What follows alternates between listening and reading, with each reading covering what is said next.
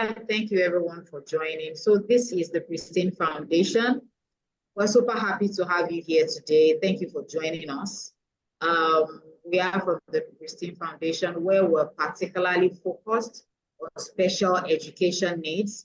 As time goes on, as we introduce our executive director, you get to know more about what we do here, about the expertise that we have here, and why we're particularly focused on special education needs and providing the kind of service that will help teachers and schools and parents. So today we're very excited to have, we're having 3 people for the webinar today. We're having 3 people, and I'm just going to be talking very briefly about some of the people that we have today. So first, I'm going to be talking about Lindsay. So we've brought experts because we know that, when it comes to special education needs, it's not just about doing one thing. It's about a variety of things being done the right way. And there are different people, really. It's not just the job of the teacher. It's not just the job of the parents. And it's not the job of just the maybe the school head as well, or the school owners. It's about what everybody is able to bring to the table to ensure that there's, the collective efforts helps us to achieve the impactful education that we're wanting. So we've brought, apart from our executive director, who is Adedamola Balogun, we've brought 2 experts to you today. And those experts are going to be handling different parts, different aspects of the training. So first, today, we've got Lindsay. Lindsay Scaler is a learning support assistant at a college in the UK. So what she does is, I think she works in the capacity of a support assistant in a class where there's already a teacher. And what Lindsay is going to be doing today is telling us about what she does. And, I think this is particularly important for school owners to listen to this, maybe heads of schools, school owners, head teachers, principals, to really listen to what Lindsay does and the experience she's going to be sharing, because this is going to give us insight into the help that might be needed in the classes, the help that might be needed to support our teachers in the classes. And also today we have another powerhouse here. Lindsay is coming. Lindsay she's still joining us, but she's so I'm just introducing her now, but she's joining us very shortly. Also today we have a powerhouse here. So I'm particularly excited about introducing Esther, because she's got many perspectives. She's got many perspectives. Esther is a parent advocate. And what that means is that she has a child that has experienced some learning difficulties, and she's been able, she's powered through it, and she has the requisite experience, that any parent will need, to be able to handle any kind of learning difficulty that their child might have. And she's also the founder of Haven for Autism. She has a vast experience when it comes to autism, dealing with it, recognizing it, maybe collaborative partnerships and things like that. She's very well versed in things like this. And, she's also got a podcast as well, Autism Chronicles podcast. I will encourage us all. Esther, at some point, I'll encourage you maybe to drop the link for your podcast so that people will be able to listen. Okay. Right. We're still expecting Lindsay. Sorry, I think that Lindsay is Lindsay Pringle. She's joining us really shortly. But please encourage everyone to join your colleagues at work.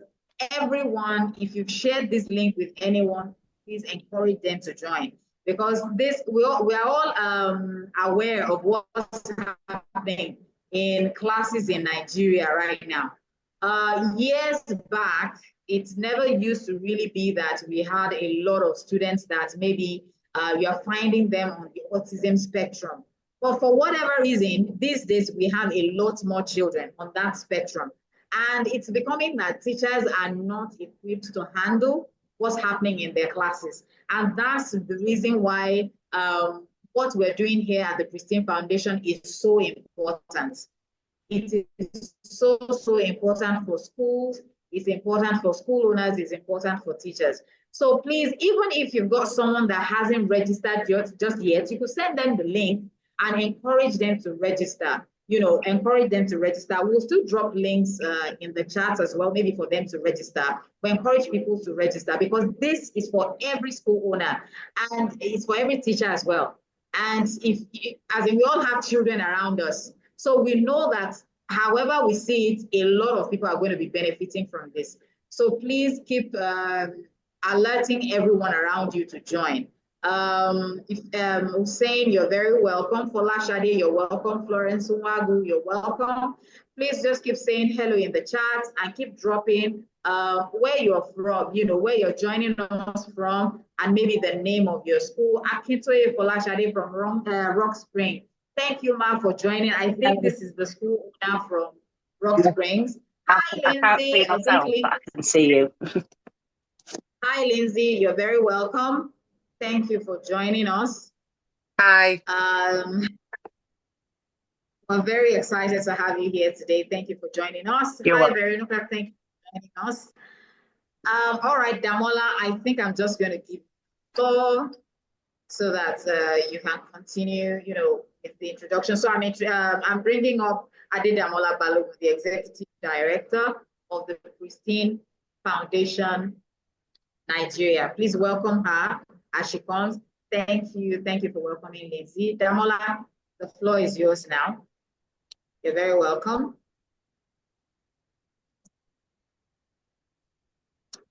Damola, are you here?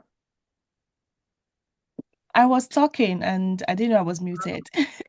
Oh, you're welcome. Yeah. Hi, everyone. Welcome to the Pristine Foundation May training. Thank you, Lindsay, for joining us this Saturday, and Esther as well. And to you, lovely, teachers, support teachers, staff members, anyways, thank you for being here. So today we're just going to be we've got, like Mojoin said, we've got two more people joining us today, and they would actually be giving us their expertise on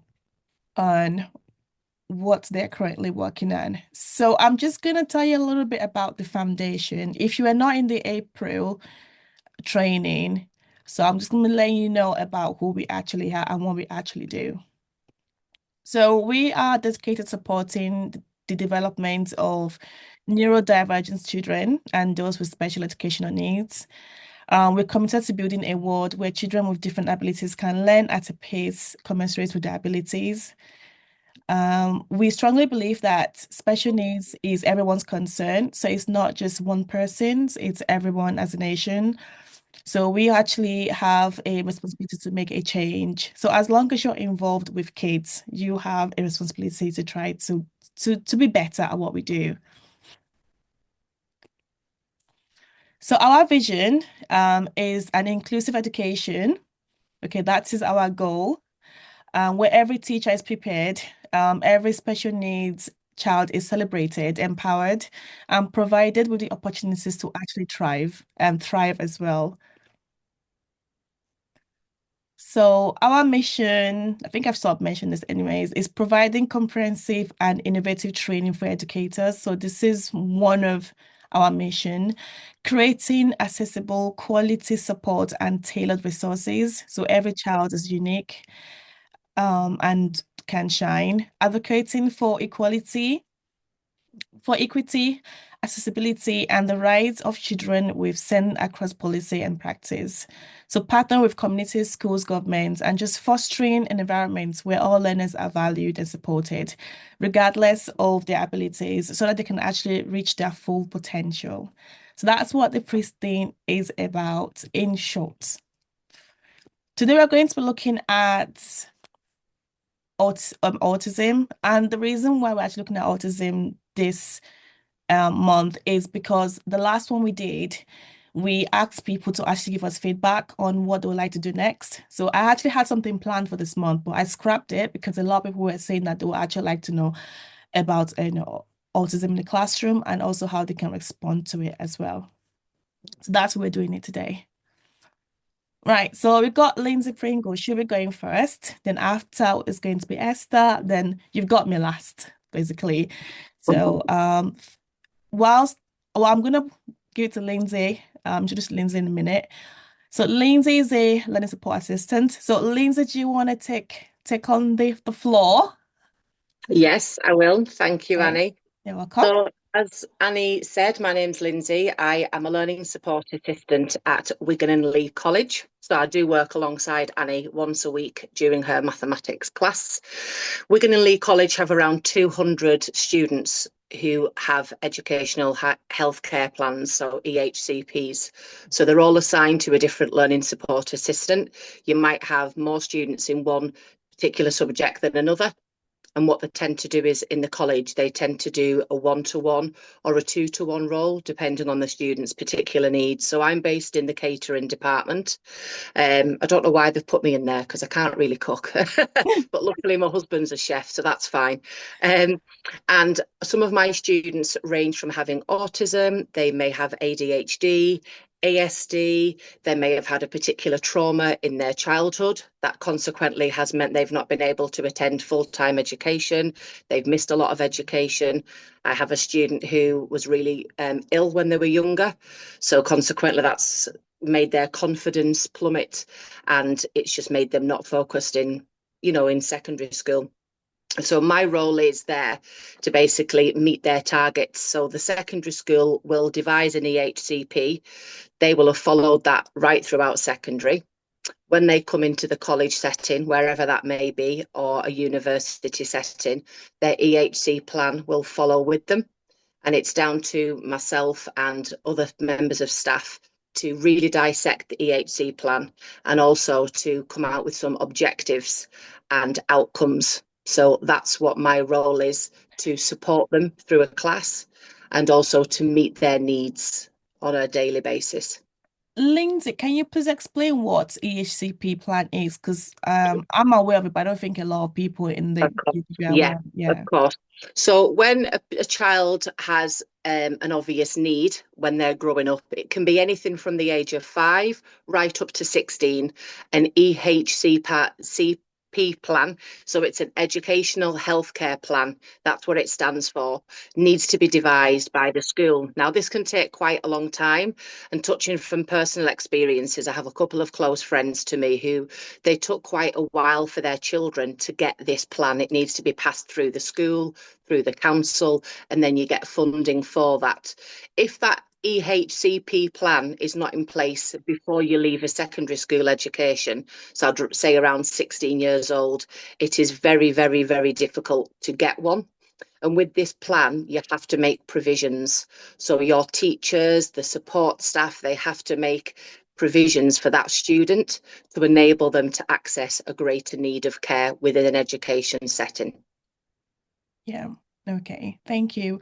Do you mind just giving us like, for example, your typical day? What is it Yeah, of like? course. Of course. So every day is different for me because I have mathematics classes, I have English classes. But what's interesting in my subject, because it's catering, we do have practical lessons as well as theory. So in particular, I have a couple of students that need that one-to-one support on a daily basis. And I have a student who really struggles to follow instructions, for example, in a practical session. So I'm there with them. I will help gather their ingredients. We'll go down the ingredients and the instructions on that recipe, whatever they're making. We'll use a highlighter pen. We might use an overlay. Sometimes visual aids are needed if it needs to be in a larger font, for example, or we can record the demonstration that the chef lecturer has done. And then we can go back, and while we're making that dish, we can keep pressing the video and stopping and starting. So that student who struggles to retain the information can then retain that piece of information. So I'm very one-to-one with certain students. I then may leave that lesson and go into an English lesson. And again, that could be writing a story, for example. So it's all about downloading information from the internet, helping them might be able to be a scribe. Some people that struggle to read, I may have to read the visual aids for them. And then I will sit next to them, and it's all about supporting their needs, and whatever they kind of struggle with, then that's why I'm there. I have a couple of students that need particular coloured paper because if they can't read very well from white paper, so I have a student that needs blue paper and another student that needs green, and they're able to read the text a lot clearer from those particular papers. So that's down to myself to allocate those. Sometimes students get a little bit overwhelmed in classes. So it's all about knowing and reading your students. Do they need to take a 5-minute rest break? Do they need to go and grab a drink? Is it becoming too overwhelming for them? So I'm there as that support aid for that, really. Thank you for that. So how do you sort of liaise with the teacher as well as the parents? So do you talk to the parents in the morning? Because I don't get to do that, do I, to be honest? You tend to have more information, then you then pass it to me if I need to know on a daily basis. So yeah. Yeah. So with parents, we have 2 EHCP reviews every year with parents, and that's a chance for the parent then to come into college, or if they'd prefer to do it on a Zoom call, and they can voice any concerns or questions that they have about their child, and that's a chance for myself and their child's personal tutor to then go through anything that they need to go through. But with regards to myself and my tutor, we liaise every morning. We'll sit down, they'll tell me exactly what their lesson is going to be on that particular day. We'll have a sit down and we'll discuss the students that are needing that extra help. And then we'll do a lesson plan. And that's when I'll get anything that I need to. Do I need to devise any visual aids? Do I need to record anything? Do I need to get any special overlays or highlighters? And I know which student I have in each class. And that's down to me to organise that prior to the lesson. So you have to have a close relationship with that tutor for definite. Lindsay's amazing. I can't. I would struggle if I didn't have Lindsay in my classroom. Now, Lindsay, can you roughly tell like in my class, for example, when it comes to my class, I think we have roughly around 6 students. Yes, yeah. Students that have HCP. So Lindsay, she tries to go around the class and help out. How important, I know how important your job is because I know when you're not in class and I'm alone with so many students that have HCP, it's very, very difficult. So can you just, tell us how important your role is and how school leaders really or school owners should be looking at definitely getting, an assistant, teaching assistant or learning support in the lesson with the teachers in schools. Yeah, of course. I feel that a lot of the students that do have extra needs sometimes can be forgotten and they're just part of a group and it's a number. Yeah. And you have to look at that particular student as an individual, and not every individual is the same. Yeah. So for example, in your lesson, as you've stated, we have Yeah. 6 students with extra needs. Yeah. And, I work with one that's one-to-one need, especially. So if you didn't have an LSA in your class, how would you as one person get around everybody? Yeah. You want them to feel comfortable and confident. You want them to be able to learn. You want them to feel valued as an individual. And the problem is, if you don't have that support in your classroom, that could really affect the student's mental health. They're not going to receive the education that they deserve and that they've came into college for. And I just feel it's a really, really important role that all education settings should really look at investing in, because It's fantastic for the students. And when you've gone home at the end of the day and you've got a student saying, oh, thank you so much, I didn't think I could do that, or I didn't think I could manage to make that chocolate cake, or I didn't think I'd be able to work out that mathematics. It's such a great feeling, and it's such a confidence boost for that student as well. And it makes them want to come back to college the next day. Yeah, just talking about what you've just said right now, we have a student that when they came in, September, their math skills was really, really low. You know who I'm talking about, Lindsay. Mm. And I remember speaking to you, that Wednesday, that just last Wednesday, and I said to you, oh my God, like she's actually come round, like math skills is a lot better. Her confidence she was really, really low, you know, just really struggled. And you've done a lot of work with her.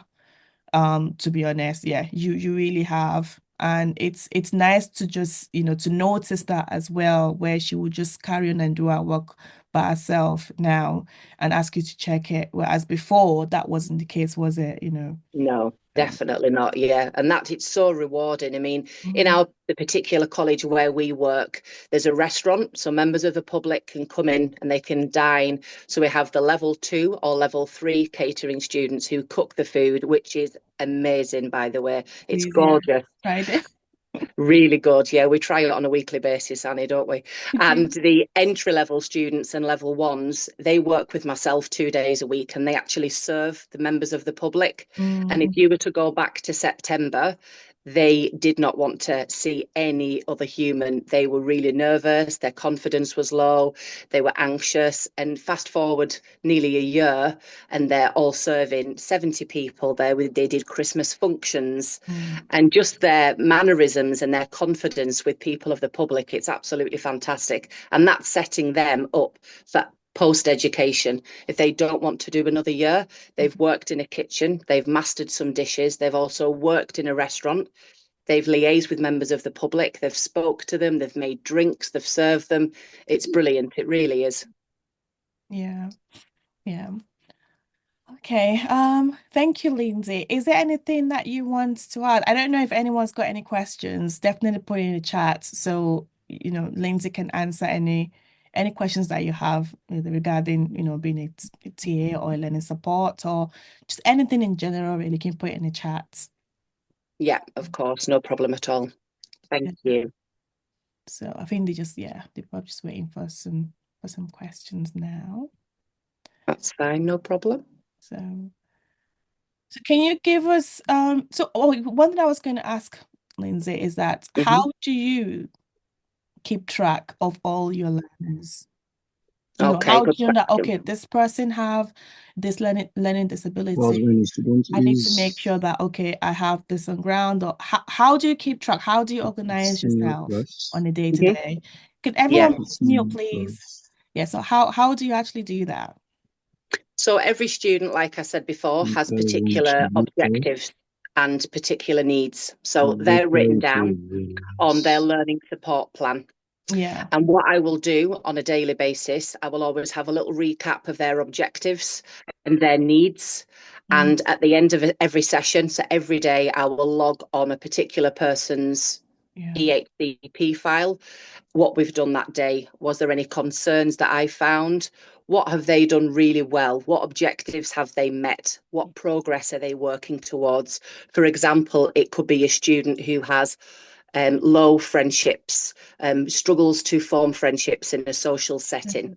Yeah. So then if they've really liaised well with their colleagues, their peers, and they've done a fantastic restaurant service, that's working towards their social skills.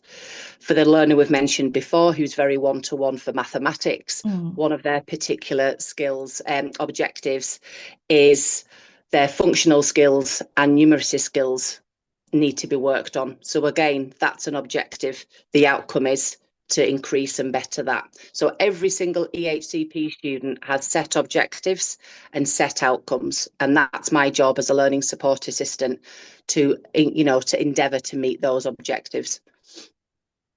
yeah. Okay. Thank you. Oh, so okay, we have a few in the chat, Lindsay. Sorry.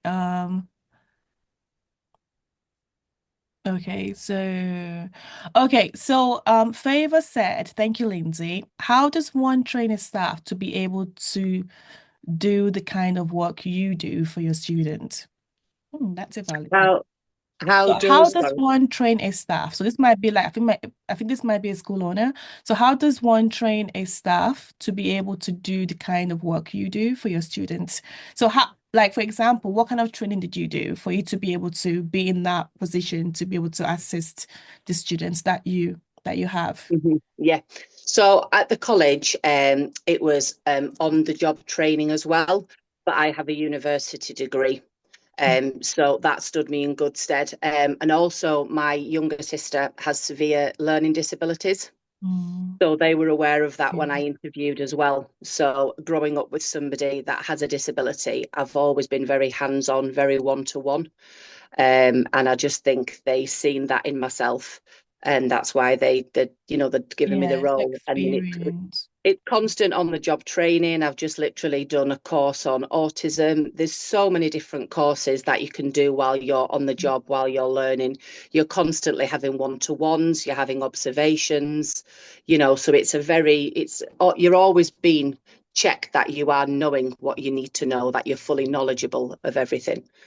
Yeah. Thank you. Mary said, how can one, so what support can you give a bipolar, a kid with bipolar really? I don't know if you have any students that has bipolar. So what support could you render? Yeah. Yeah. I don't have any in my particular subject that does have bipolar. Mm. However, that is a course that you can do as a Yeah. learning support assistant online, actually. But that isn't something that I have came across in my particular Mm. course for bipolar. So I'm not familiar with that, I'm afraid, to answer that one. Yeah. Okay. Mary, I can have a look and get back to you regarding the question. Elizabeth said, please can you share some step-by-step key strategies or tools teachers can leverage to achieve these outcomes and objectives that has been set? Yeah, what I can do is I can send you over some information that you can share with Yeah. the group, Annie. Yeah. Yeah, I can do that. Yeah, that's fine. Okay, that's great. And then last one is Albert, when a student is sent to I can't, there's an emoji stop. Oh, I can't read that. Sorry. When a child is sent to the class and later it was realized that he or she lacks some learning skills in his or her field. So how do we fix that? So there was a student that was sent. Sent to the class and later. Okay, I think what they're trying to say is that a student that was sent, but maybe they didn't realize that this person had a learning disability. And then they found out that, okay, there might be something that we need to look at. So they're asking us, so what step could we take then in like once we found out that, okay, as a teacher or AT or learning support or whatever, what do we need to then do? Yeah, so if you've What got a can they do student. basically? Yeah, of course. So if you have a student that you feel that does need some extra help and maybe that wasn't noticed originally, I feel it's important that you need to liaise with your colleagues. There can be assessments that can be done. So we can assess in college or secondary school. You can do basic assessments to see if maybe they're flagging up for dyslexia, dyscalculia, autism, ASD, ADHD. And then it's all about, I think, liaising with the teacher, liaising with the parents, and seeing what they maybe are struggling with, focusing on that, devising a learning plan, and then constantly going back to that learning plan, checking are they meeting their targets. A bit like an IEP, which is what they roll out in primary schools and Mm, secondary, which is yeah. an individual education plan. Okay. And Yeah. again, you have the areas that they're struggling with, you have a date to attain those areas, and then you have targets. And when they've done them, you're constantly refreshing anything that they need to work on. So you do it in bite-sized chunks rather than all at once. Yeah. I think one thing um we might do then is probably look at certain resources we can send out that schools can use to sort of assess the students and then Yeah, to the definitely. parents, then pass it on to Senko to then do Yeah, the actual review. Okay. yeah, That's 100%. Okay, that's Yeah, fine. because a lot of schools do assessments internally Mm. inside the schools, but obviously some parents go that one step further and do a private assessment, Yeah, you yeah, know, which does cost a little bit more money, it but then does. it's a bit more foolproof than, Yeah. so. The school one, yeah. Okay. Mm, So that's something we'll do then. We'll look at looking at some like looking at some assessment that the schools can probably look at.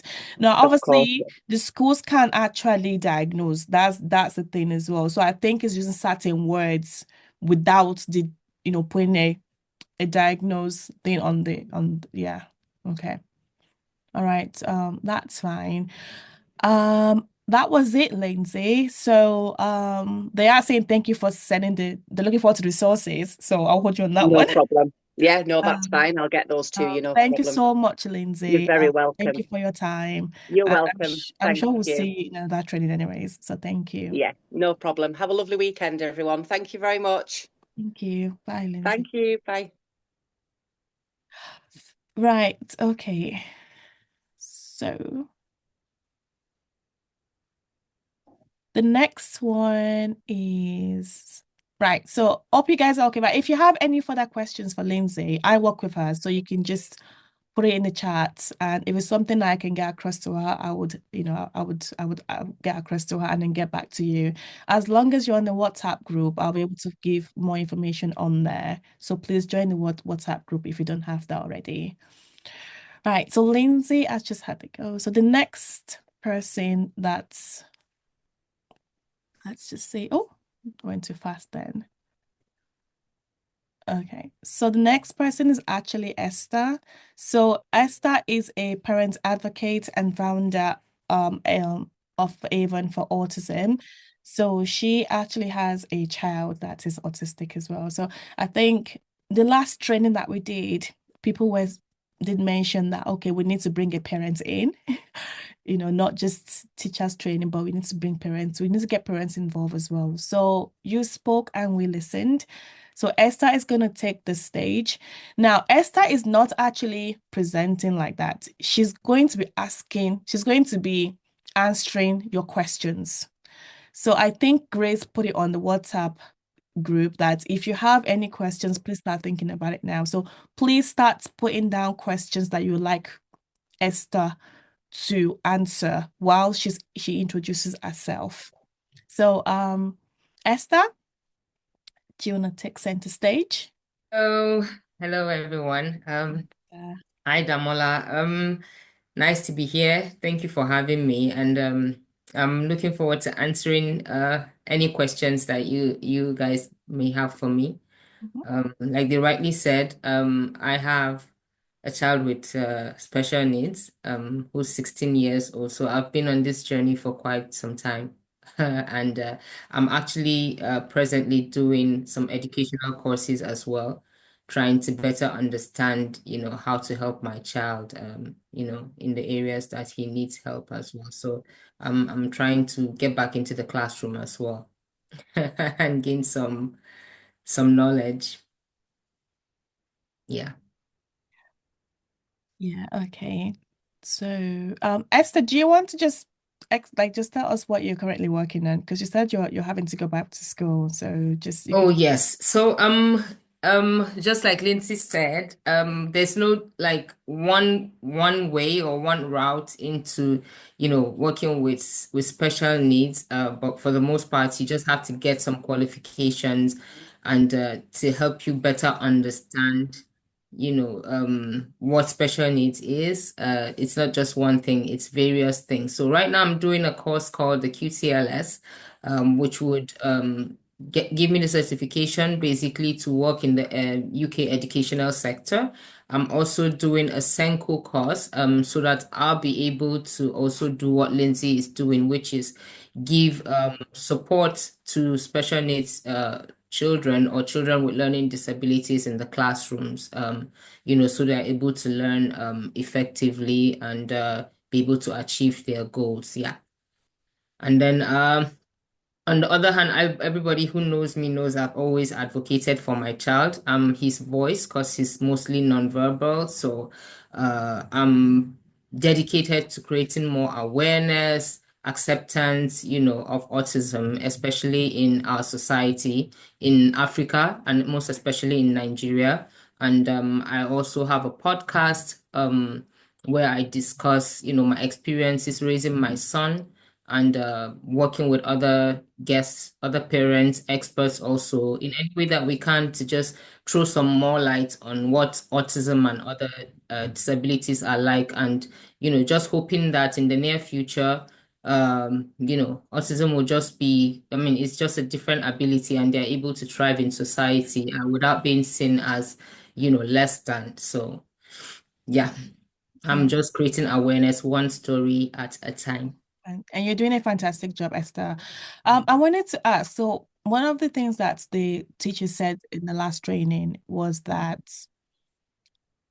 how, so as you know, if you have it, I mean, you went, how did you actually get Zaza to be assessed? Was it the school that notified you on some things, or did you notice some things yourself?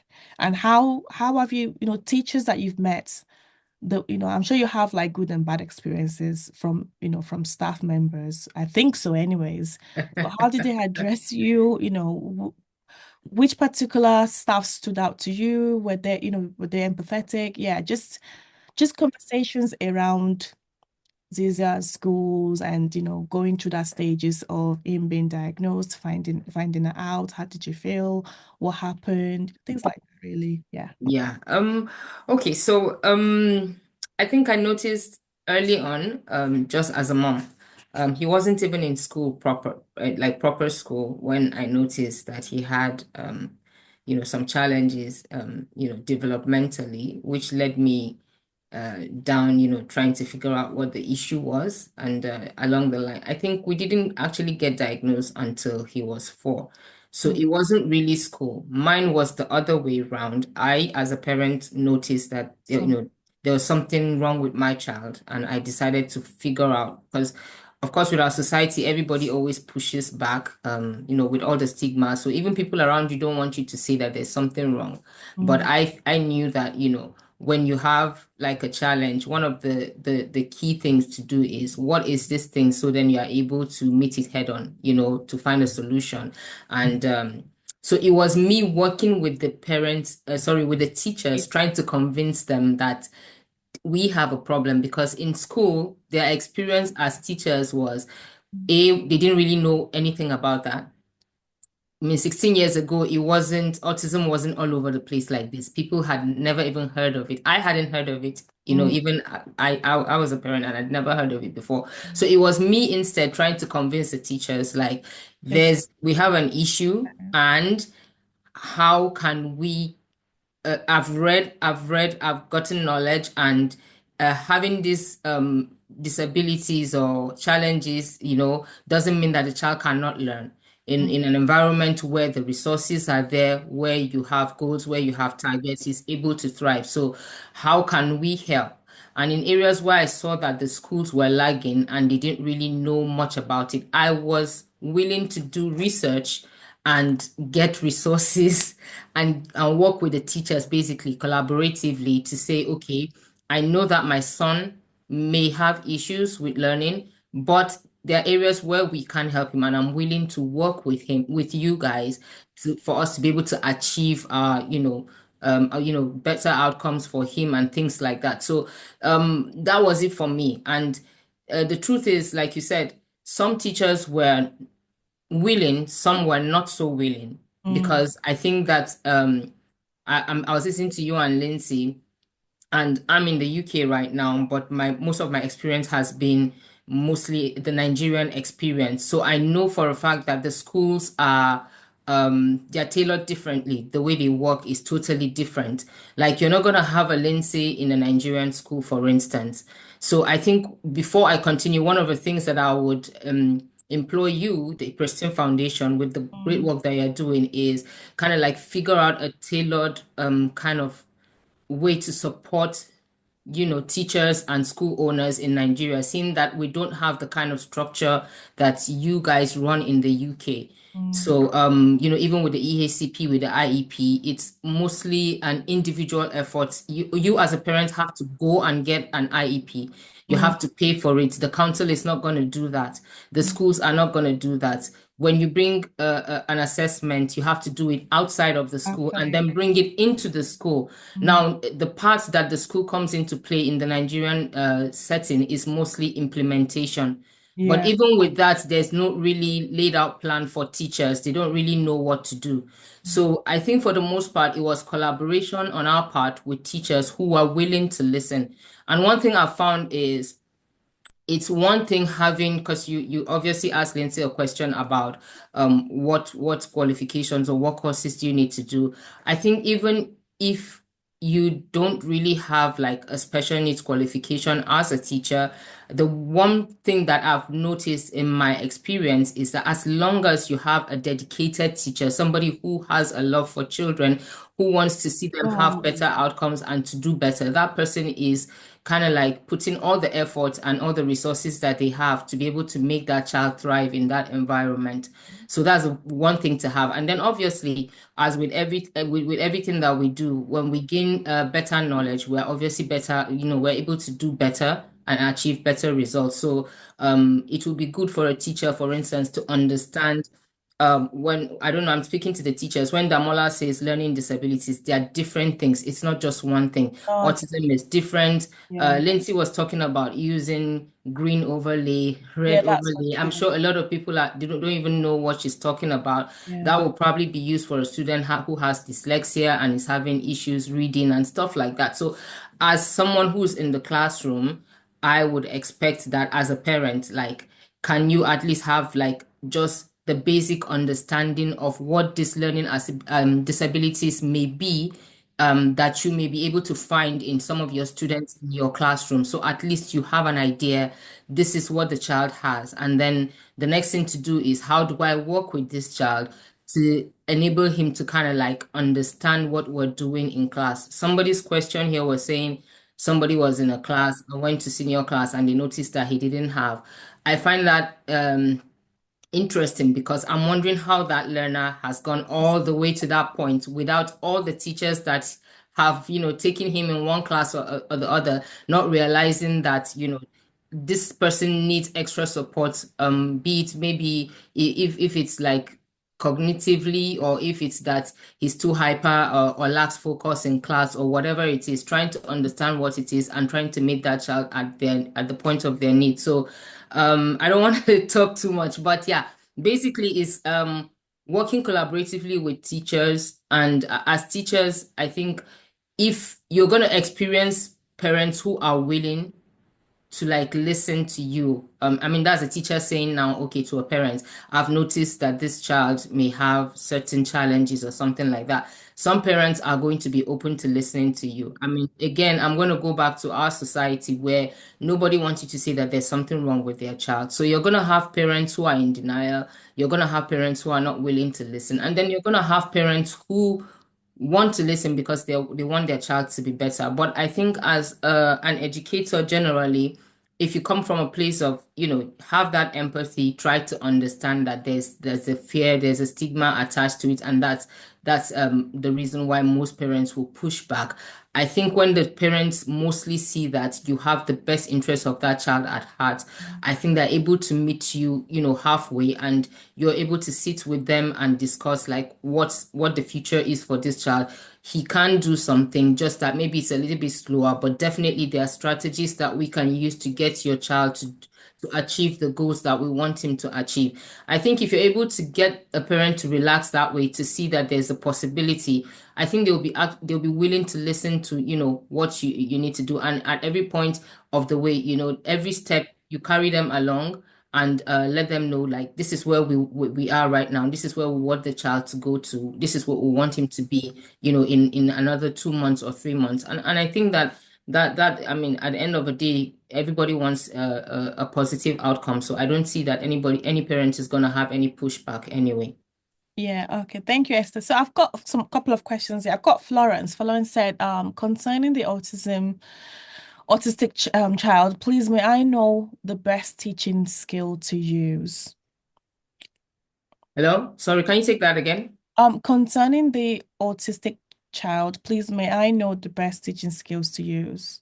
Okay, so when you say skills, I want to believe you're talking about like how can you get Strategy. the child, yes, the strategies that you need to use. So again, I would implore you to kind of like get a better understanding of what, autism is like generally. One thing I will tell you is that I can tell you what works for my son with autism. Autism is a spectrum disorder, right? So Mhm. what you see in one child would differ from what you see in the next child, right? So I can tell you that this child is this way, and then you can, sit down and understudy this child and say, okay, now I have like a strategy to use. And then it may not work for the next child because he has a totally like the traits or the symptoms that he's exhibiting are completely different. But one thing I'll say is that there are with autism again, it's a spectrum. You can have children on the spectrum who are completely nonverbal. Their level of cognition is not so high. Maybe it's mid or it may be low or something. And then for another child with autism, he may be verbal and understands what you're saying, but may not be able to focus or sit down, and be able to take in everything that is being said.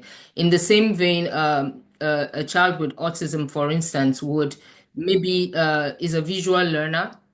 He may not be able to read too many words and it's too much for him to take in. But then if you show him the same curriculum or the same lesson that you're taking in class, but in picture form or something like that, he's able to assimilate easily. So again, it's not a one size fits approach. You have to be able to understand the learners in your class and be able to say, okay, this person clearly understands better. Like my son, he's a visual person. I mean, it's you observe them, you know through observation that when you show him pictures, he understands. If you show him words, however, cognitively he's not at the level where his peers are. But then there are other friends that I have who have autistic kids, sorry, and who, like for instance, are very good with science. They can read notes and then they are able to understand. They can keep dates and things like that. My son can't do that. So if you take that strategy that you're using for my son and use it for another child, using a visual approach, you're not gonna get like positive outcomes. So it's really understand the child and whatever approach you're using should be child-centered, meaning that that's why it's called an individualized plan. It is meant for that particular child based on what you have observed concerning that child. I don't know if that answers your question. Okay, thank you. Abio said, can an autistic child at 3 who is yet to talk still talk? Most definitely. Most definitely. My son didn't say his first, in as much as I call him mostly nonverbal, but that doesn't mean that he doesn't have any words. But from 0 to like maybe 6 years. I think he said his first word at around 6. So that the child is 3 years doesn't mean that they're not going to talk. There are kids who I've seen who started talking at 10, autistic kids who started talking at 10.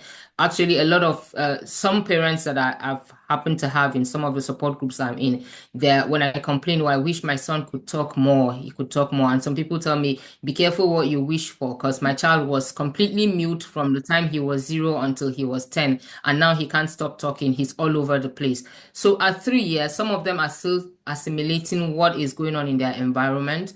And um, also be aware that a child not talking, so I'm glad you said autistic. So I'm just not hoping, because a lot of people just tend to think that you have a child in your class who's not speaking. That means he doesn't have, I mean, that means he automatically has autism. Non-speaking doesn't automatically mean autistic.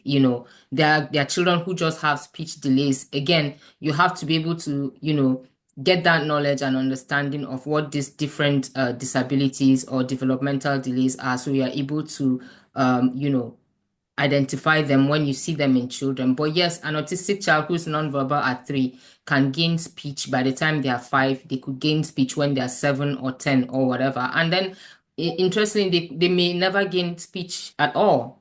Some of them are just nonverbal for life.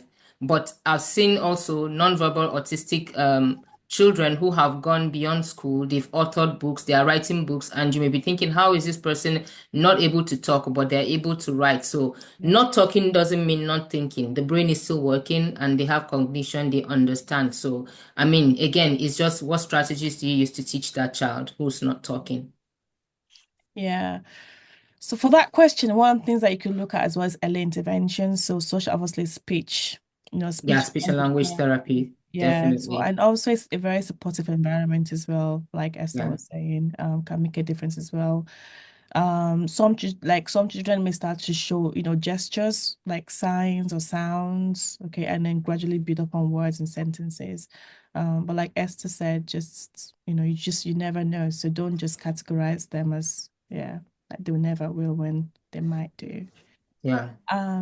Okay, Yamisi said, what can be done with parents who continue to live in denial despite all the signs clearly visible? Yeah, I think this was the massive one we had last month. They I'm kept not saying that, well, sure. what happened when you have a parent that is just not willing to just, Ooh. listen and agree with you and work with you. You are eager to work with the parents, but they're just not budging. They're just in denial. So yeah, what do you do? I'm sure I don't know if you've met people like that. How do you? Oh yeah, yeah. If you've met people like that, then how do you sort of, get them to sort of think about getting diagnosed and working with the schools? Yes. So, this is a tough one, to be honest. And in all the years that I've been on this journey, this is like the toughest group to deal with. And I'm not even a teacher. I'm not even a teacher. I'm just a co-parent, right? So, I mean, when I meet people who are in total denial, one thing I'll tell you is that until such people are ready to like accept the fact that this is what my child has, there's nothing you can do about that. There's really nothing you can do about that. And as a teacher or educator, look, well, as a teacher, let me put it, a teacher in a classroom, because then in a school there are different levels or cadres of management and all that. So I would tell you one thing though, as a teacher, it is not your job to give any parent a diagnosis. It is not your job in any way to tell them, oh, I think your child has autism or I think your child has ADHD. Away, and I think I would advise that because of that labeling, I think people are in denial because they don't want their child labeled with anything at all, right? So let's leave labels aside and let's look more into strategies and how do I work with this child? How do I get them from point A to point B? So if you're working with the parent and you say, like you're going to say something like, I think that I've noticed that your child may have autism or something like that, already that person has their shields up and they don't want to listen to anything that you have to say. But like, I think that as a teacher, you would have made your observations. If a child, for instance, lacks focus or something, and then maybe sometimes teachers, and correct me if I'm wrong, some of you do things like, okay, I need this child to be away from not away from other children, but maybe in the sitting or something closer to the teacher or closer to the board so that you can, focus on them a little bit more, or get them an activity that is different from other people where they have more focus and they're more engaged so that they know what they're doing, things like that. So I think that when you employ such strategies like what is a child capable of doing, how far can they go, what can I do to get them to this place where I need them to go, and you show the parents, they can see that in spite of whatever challenges the child is having, the teacher is working to get that child to where they need to be. I think that for me, if I were the parents, I'll be like, okay, clearly there's something there. And I can see that this teacher is really, really working to get me. And when I say working, I mean that you're giving, like you're communicating with the parent as well.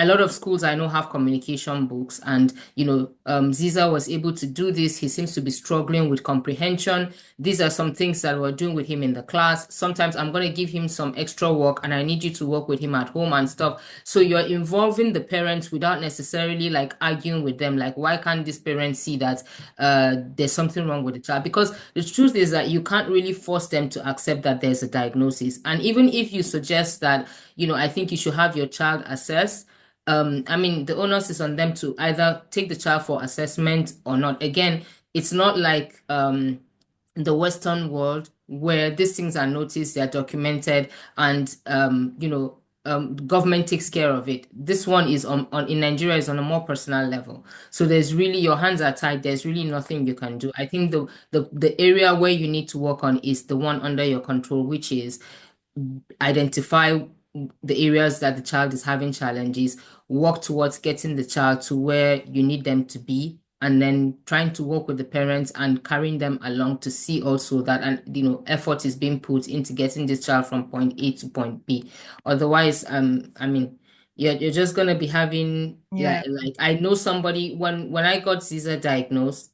I'll give you a short story. When Ziza was in school, around 2 or so, like I said, I was the one who was pushing for school to help me, because I didn't know what to do. How can you help me? Because the reports I was getting from the teacher most of the time was, when the communication book comes home, I see things like Ziza slept most of the day, Ziza didn't engage, Ziza wasn't active. And I felt like, well, he's in an educational setting. Isn't it your job to kind of like get him to engage, to get him to do this thing? So at the end of the term, I was getting reports where there were no outcomes, and I took it upon myself to say, okay, I'm going to, work with his teacher.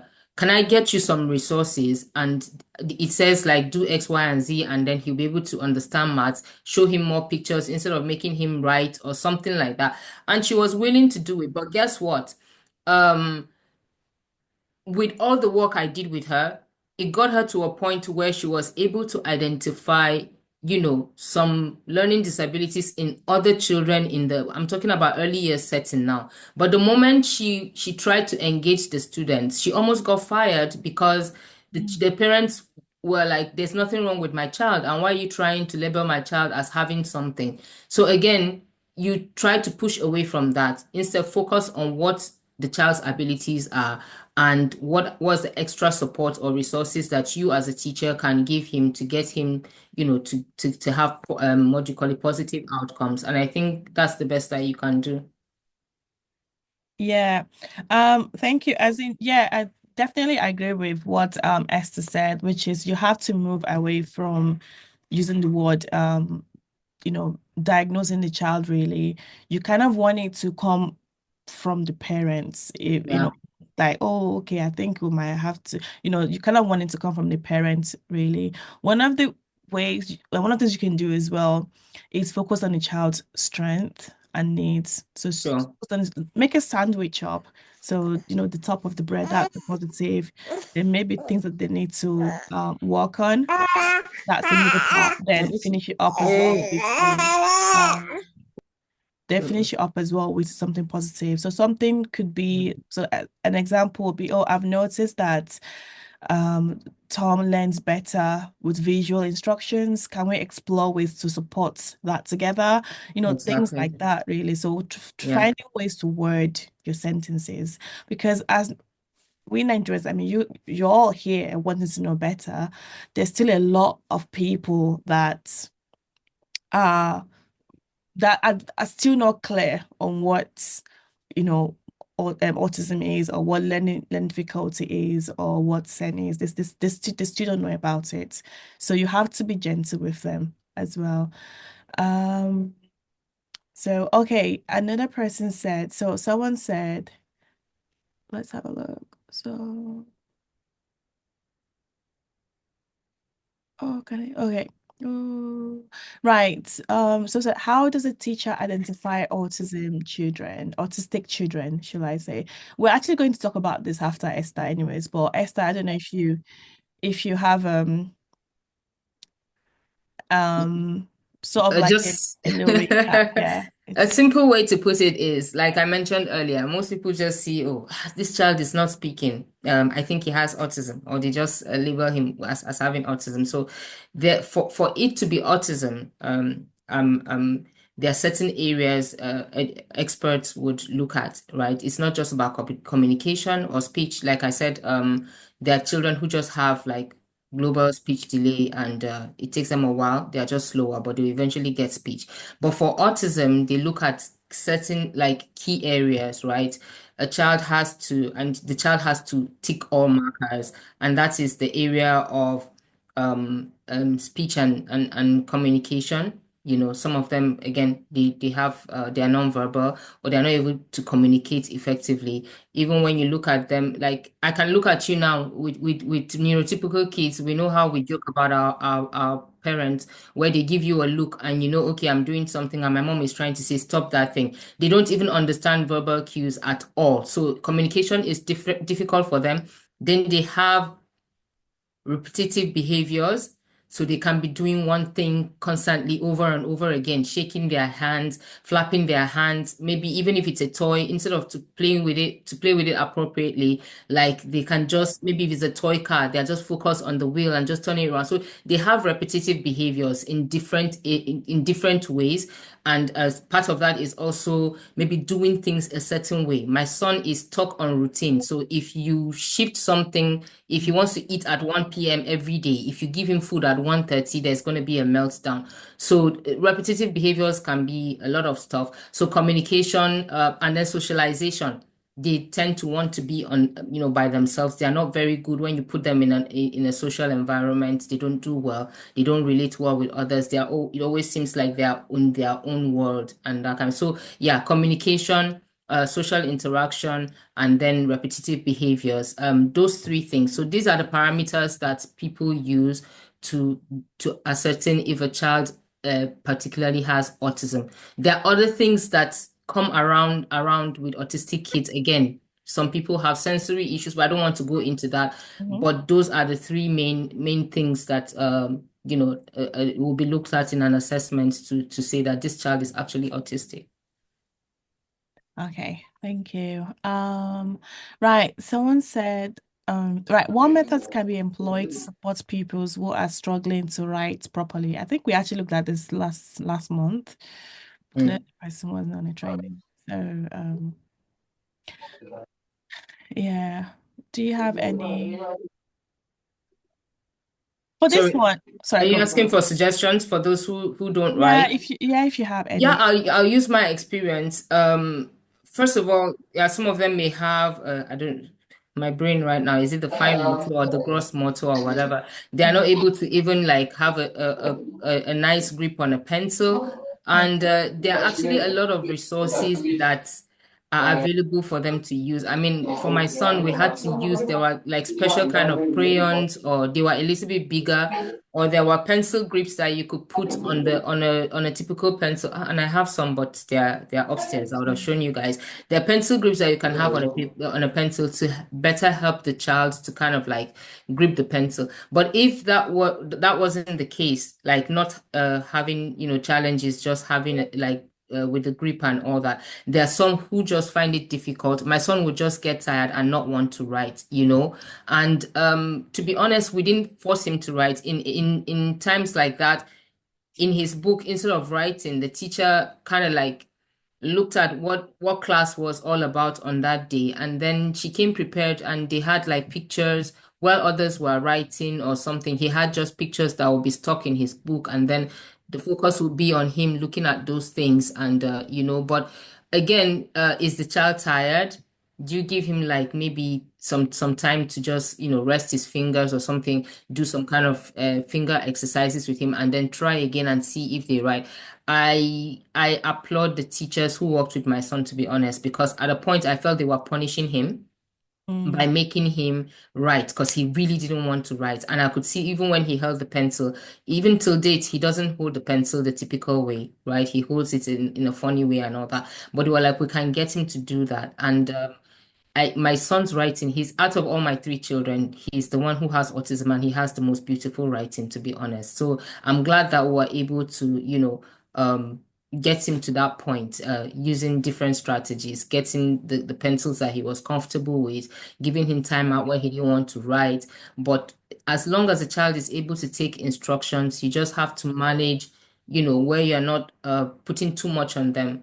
Give them a timeout if they need to, let them rest if they need to, but And then come keep back. trying again. If it's like at a point he will write, it will be like this huge A, like on three different lines. And eventually we got him to understand, like, reduce it, okay, reduce it. And now he writes online in between the lines, and the writing is perfect. Yeah, So that's good. Right. So I have Okay, so was it can an autistic child change when followed properly? Change in what way? I think maybe Do you mean like maybe lose the diagnosis or something? I like to think that Florence means that maybe get better in the sense of like you're able to channel their inner strength, and then the parts where they're not really good at, then we can develop on it. I think that's what or I like to think that's what she's trying to say, because they Okay. can't I'll, develop. I'll focus on what she said, Damola. If that's what the person meant, Yeah. yes. Like Damola rightly said, I think a lot of us, especially parents, working with teachers as well, you may be frustrated because the parents want the child to do everything, right? When you say, can they get better? Like Damola said, I think that knowing all that I know right now, and if I had to go back, I would say, yeah, focus on the child's strengths, and then you're not focusing on the disability, instead focusing on the ability. And then so it doesn't look like, okay, this child is not getting better, because then you figured out that this is what he actually likes doing, this is what he's good at doing, and then that's your focus. Then in other areas where they're lagging, like my son is not gonna read like science notes and tell you what year Charles Babbage made the first computer or anything like that. But if you were to put him in front of a laptop, for instance, he'll be able to do practical stuff and actually go on YouTube and do other things. He probably knows how to use a computer better than me. So yes, they can do better with the right support. But if you meant like is it Change like as maybe in not autism of the losing their speak. diagnosis, are they going to be less autistic?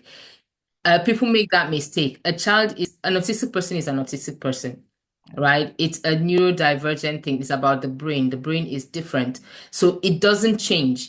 Rather, what we do is, and what you as a teacher would do, is trying to focus on the symptoms or the traits, and the ones that can be worked on get better. But that child ultimately is going to end up on the autistic adult. For instance, like Damola said, with speech therapy, the nonverbal autistic child becomes a verbal autistic child.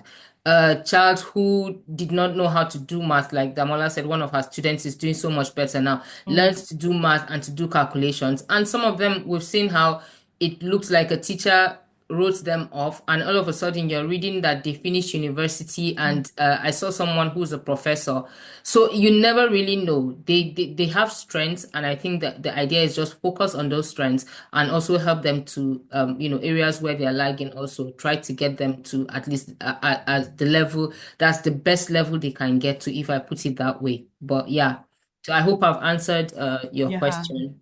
Yeah. Oh, I think you have. I think you have. Anyways, you did an amazing job. So I've got another question here. I did say it before. Sorry. Okay. You've answered those ones.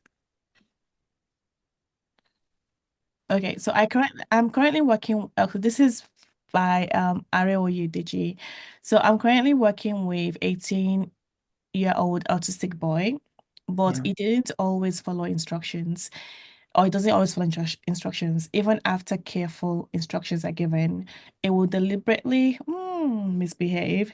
Let me say he's struggling to meet appropriate social behaviors expectations. What strategies can you expect, you know, to handle this? To be honest, Damola, I think this should be your this should be Yeah. for you to Yeah, answer, not I me. mean this is actually part of our slide anyway. So Yes, Aria, yeah, if you can wait till then. yeah, um this should be for Damola and not me. Yeah, I don't want to get on Esther's time because it's quite a thing, but we're going to actually cover that after Esther. So if you Yeah. just wait, yeah, so that would be answered. Okay, so how do you suggest to a school owner to manage special needs using the school's usual curriculum? Okay, I've got something for that, but I don't know. I think Esther, is it something that you can comment on? Yeah, so I mean, like I said, I'm gaining experience here, because again, I'll still go back to my Nigerian, because that's most of us here and are in the Nigerian Yeah. educational sector, and I know that it can be difficult for parents, I mean for parents, and especially for teachers, because Mm, there's no like there's nothing on paper to say. Even schools who say they are inclusive are not really, really Yeah. inclusive. Here, since I've been here, I've seen the difference in that when they do a curriculum, right? A curriculum is tailored. So where you put in most of your strategies as a teacher is when you develop your lesson plan, like what is so the curriculum or the scheme of work or whatever is this large thing where they just say this is what the outcome is going to be, this is what the students are going to learn. As a teacher, taking that into class, you heard Lindsay say like the kind of work that she puts in.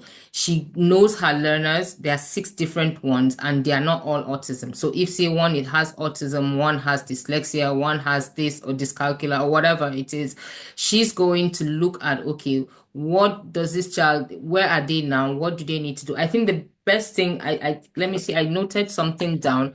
I think to make it easy, I thought as a teacher is like looking at we're learning fractions, for instance, in the whole class and everything. You have a child with autism who is not, catching on as much as the others are. The first thing to think of, I said, is what is that child capable of doing? Does he even understand fractions? So you're not going to put like on a board 1/2, and I'm trying to make this as practical as I can. 1/2, for instance, plus 1/4 equals 2, and then some other child who is above average just gives you the answer. For the child with autism, it could be you as a teacher getting like maybe something that maybe you have drawn a circle on a page, you've cut it out, you've colored it into like maybe two different colors or three different colors, and actually showing them like this is 1/4 of a circle. This is like 2/4 of a circle. So they are seeing it is visual, is something that they can touch. Maybe they are a kinesthetic learner or whatever. And, they are doing it hands-on. I know somebody who's in a Montessori setting will probably understand better what I'm talking about. But yes, so breaking down the curriculum it happens in class where you as a teacher is saying, okay, I have a child who doesn't learn like the others learn. What can I do to like break it down to the level where he's at? So you have to look at his capabilities. Is he even able to do it? How far can you take that child? Not all of them are on the same level, not all of them understand the same way, and have realistic expectations like, okay, you're not going to give him like maybe 10 3/4 times whatever, that's too much for him. So, and then like Lindsay said, which was interesting, put it in bite size. Like, can you go stage by stage, like, take it the first step to the next step, and then as the child continues to understand, they get a better understanding. So, yeah, that's it. Yeah, yeah, yeah. So yeah, just had to add to what Esther said. So in my class, for example, I have Lindsay as learning support, and even though Lindsay has well, even though we have 6 students in my classroom, because I am the teacher, it is still down to me to make sure that the scheme of work or the college curriculum fits around all my students that have learning disabilities. So it is still up to you to ensure that whatever you're teaching is accessible for every single learners. So although you are teaching, like Esther said, maybe say fraction to all the students, you have to ensure that you incorporate things into those um those sessions so that everybody has a piece of it. Everybody is able to access it. So yeah, Esther did mention about using creative ways, pictures, diagrams. Those are fantastic way as well. So because sometimes even not even sometimes you have students that don't even have learning disabilities, but they Yeah, struggle with fraction. yeah, And it's when you put it into pictures, when you use real life examples, when you're talking about pizza, food, who doesn't like food? Who doesn't like pizza?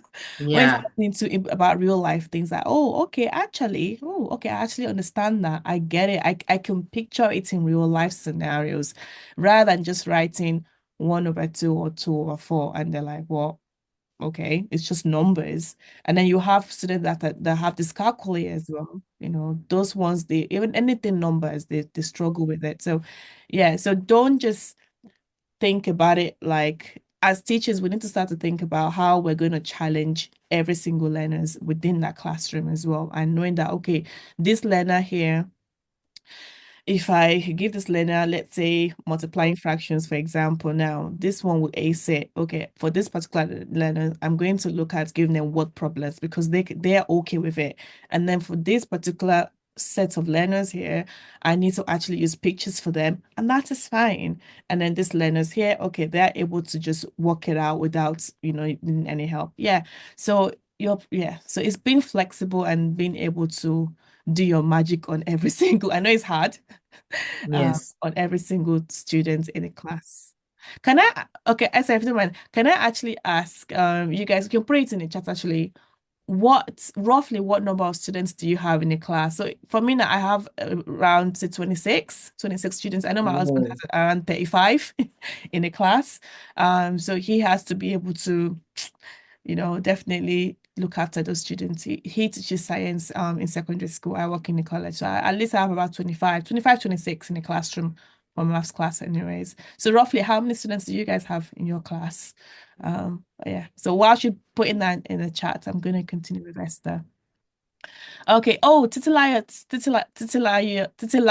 sorry, said, how can one access your podcast? So I think what I'm going to do, Esther, is that at the end, I'm going to get the link and I'm going to send it to the WhatsApp group that you guys can all go on it. And Okay. Thank you. yeah, Yeah. it's fine. Okay, so Chioma said, one big challenge I know autism. Let's make this bigger. Okay, so one big challenge I know autism to be associated with is not following behavioral and social expectations. Please, how do you advise the teacher to handle an autistic child who wouldn't follow instructions in class? Yeah, so not following instructions in class.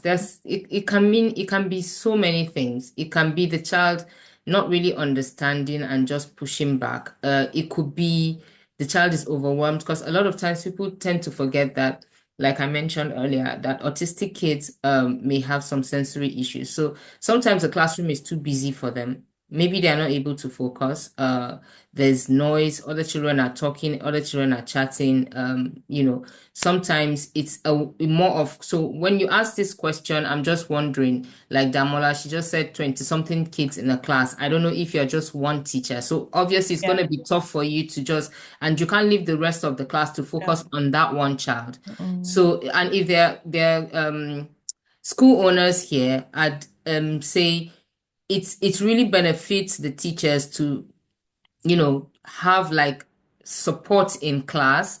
And I know in a Nigerian setting, it's a bit hard. And sometimes when we say support, it means like just having a nanny in class, right? Who can't really give that child support. It's mostly maybe take them out to go and pee and then them back into the class and everything. So I think it also helps to have like a support, because if that teacher has to, for instance, take the child out or away from the main class, to have like more of a one-on-one setting where, because talking to the whole class and expecting that child to focus when they're having a lot of things going on around them is difficult for that teacher. But if the child has like what we call in Nigeria, maybe a shadow or just an assistant, to get them to focus would be just engaging them with something different, like Damola said, and that's in the creativity or in the creative way that you tailor whatever it is that you're going to teach.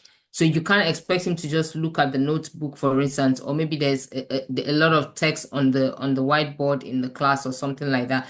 Can you get the child to focus by maybe getting him his own activity to be a little bit more hands-on? Because if he's engaged and he's playing with something, she mentioned like fractions, using like pizza.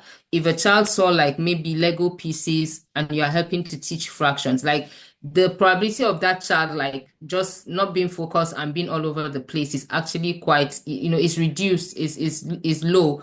But then when you expect them to just sit down in class and expect them to be focused, I mean, it's near impossible. And you also have to be looking at the possibility of doing a timeout. Sometimes when it gets too much, 5 or 10 minutes break, taking them out of the class, getting them to even just maybe just walk around the playground, maybe jump on the trampoline for like 5 minutes or something like that helps them to like you know expend some energy and then refocus, and then that child is taken back into the classroom and he's able to focus on whatever lesson is taking place at that point in time. But there are definitely different so many strategies to get children to like kind of focus in class, Yeah. depending on what is taking away their attention, if that makes sense.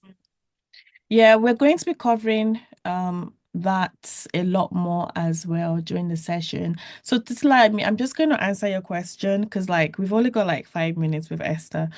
So right. So Titila said, hi Demola, are you allowed to revise your curriculum as needed without any cumbersome process or blah blah blah? Actually no, my curriculum is very like it's rigid. So the way we work is that, well, I know that in Nigeria, actually, I'm not sure what time, but I can only assume that during summer, students will start to sit their WAEC or is it WAEC or JAM? So we're sort of doing our own GCSE exam around now as well.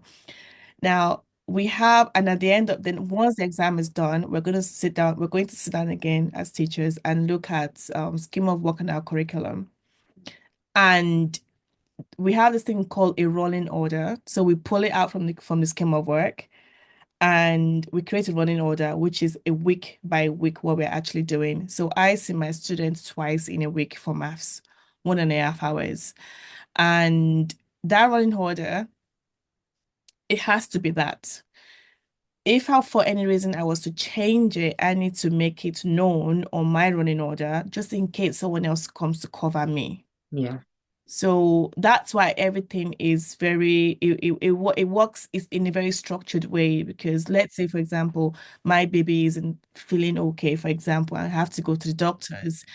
That particular teacher can just come in and cover my class without having to think, oh, what did Damola What do did you do last yesterday? week? What did Yeah. she do? Asking students, they've already Yeah. forgotten, they've slept, they've woken up, they're looking at you, they're checking through notes, maybe the good ones that have made the really good notes. So, but it is a running order.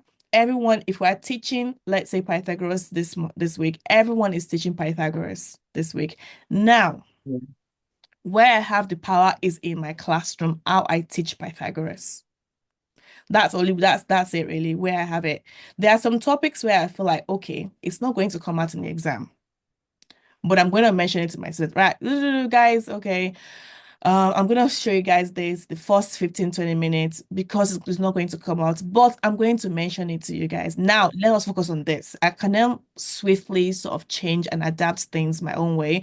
And if any manager comes in, I can explain that, look, this doesn't come out in the exam. The kids already know how to do this if it does come out in the exam, but I need to focus on this particular topic I know that it's going to appear, and my students have not done really well at it because I have things to prove it. I have assessments that they've done last term and they really struggled with it. So I need to cover it again because there's no point in me covering something. There's a termly assessment and they've all failed on that part on similar Yeah. things. I need to find Yeah. a way to cover it again. So it's things like that. So you are your own boss in your own classroom. And whichever way you do that is, that's up to that's up to you really. But on how you teach it, then it's up to you as well, which is looking at every tools that you can. Online, for example, you could have a look at, say, I use ChatGPT a lot. I don't know. I told Esther, I was like, I use ChatGPT for my teach. I'm Yes, still I do. behind. Honestly, for it, like it's God sent. So I don't know if you guys are aware of ChatGPT for planning. All I do is that, okay, I have so and so students in my classroom and I'm doing this particular topic. Can you find a way that how I can engage every learner in my classroom that have this. And I also have learners that are very smart, because that's the thing as well. So in class, for example, I have like learners that teaching Pythagoras, they're looking at it like, what's this? And I have learners that they are ready to do trigonometry easily. So I have to be able to teach from that level, from really low level to like really high up level, because at the end of the day as well, in UK, they're very driven with results. It's the same thing everywhere. Managers want results. They want the students to pass. Pass. Yeah. Because when they are sitting down in their boardroom, they say, no, we don't, they do. When they're sitting down in their boardroom, they say, okay, Leonard, Damola, okay, how many students pass in the classroom? Things like that. So they are results driven, which education is a business. Let us say for what it is. But as teachers, we see beyond that. We are with the students really. So we want to give them more. But at the same time, you also need to think about your high flyers and then students that are not doing so well, how we can move them up. So there's a massive thing right now in the UK about EHCP learners. So the class students that have special educational needs as students that have EHCP plan. So they call them EHCP learners. And that's the way that's the way we sort of like talk about them in the educational ground. So there's a massive thing which is that last term I had a few managers come into my classroom. So they were doing like a overall check in college. And I think this is what school owners need to do as well. Now, this part needs to be very accommodating. As teachers, I get nervous when someone is coming to my class. Okay, it's part of it. I've had a lot of people come to my class to observe me, anyways. But it is still very nerve-wracking because you want to give it your best all the time. You're a teacher. There's a reason why you're doing what you're doing. You want to be good at what it is. So one of the things that managers and school leaders can do, or principals or whatever, is actually come from a supportive way, which is observe your teachers, see what they need help with, let them come to you. There are even times I would say to my manager, okay, actually, I'm struggling with this particular student in this class. Can you come and observe me? Is what I'm doing, is it not good enough? Or do I need to change something? Do I need training in some things? Or do I need to, like this kind of training, for example, this in-house training, do I do a pristine? Things like that. We offer things like that as well. So it's a thing of like, right, okay, come and have a look at me and tell me things I need to improve on as well. So I hope I've answered your question. Oh, okay. This is a good one actually, Esther. Florence said, yes, sorry, Titilayomi, yes, you can text me on WhatsApp. That's fine. That's okay. Florence said, is there any similar behavior between an autism child and an hyperactive child? This is a good one, but I'll let you answer it anyways. Sorry, is there any?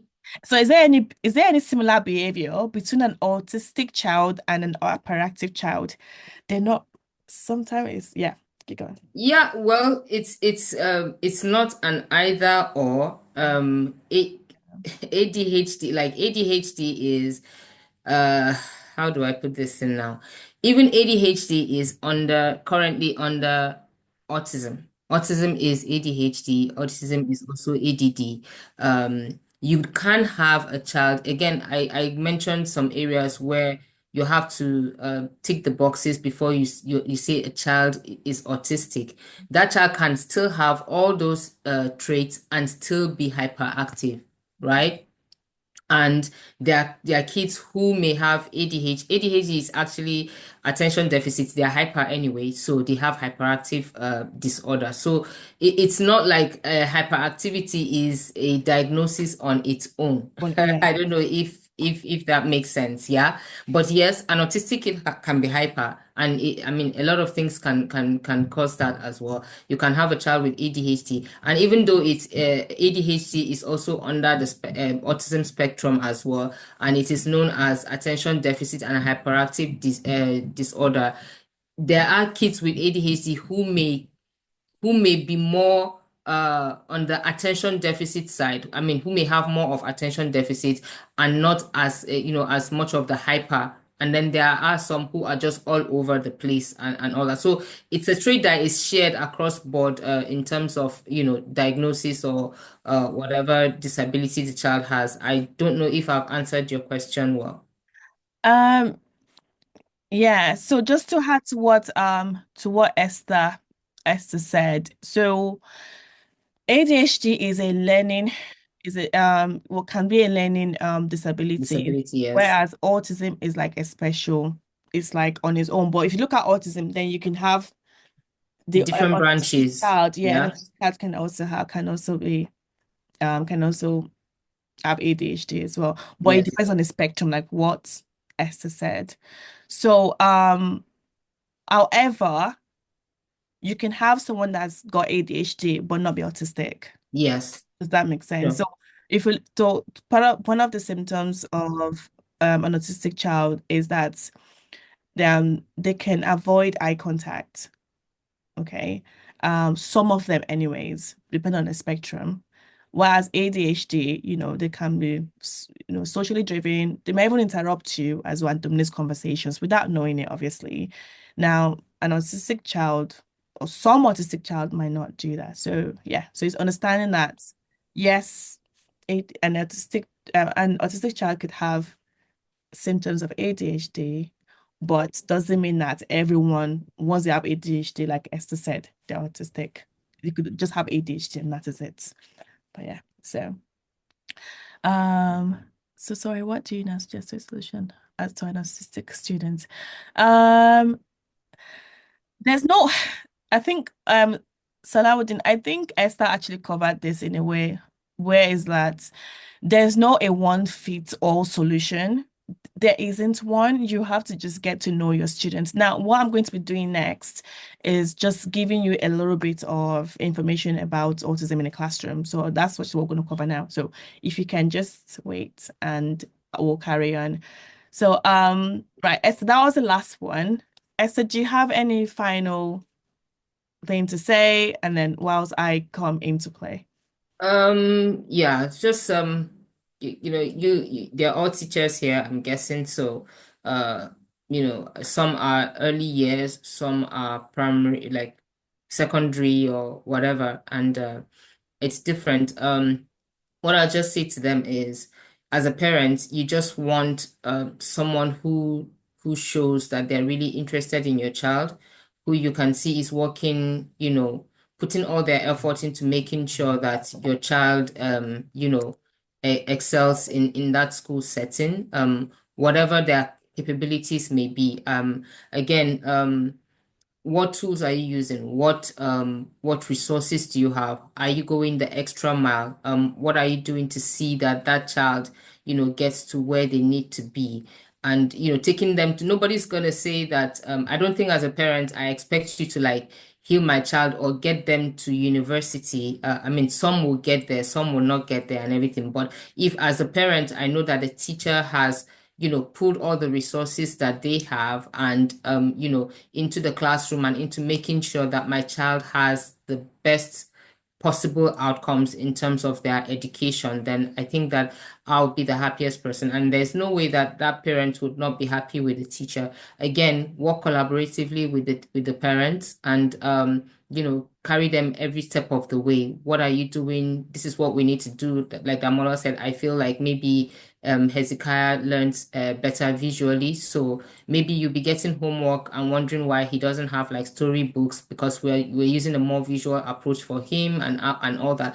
I don't think there's any parent who would not want to be, to work with the teacher to make sure that that child is getting the best that they can get. So yeah, and then knowledge is important. Somebody asked how can the school incorporate, because I feel like some of the teachers are always waiting for, again, I'm talking about our Nigerian setting, Yeah. because I know that you're basically doing the honest truth is that if you want to, in terms of send in Nigeria, if you really want to go far and understand your learners, I'm sorry to tell you that you may probably have to do most of the work by yourself, because there's no government that is going to do that.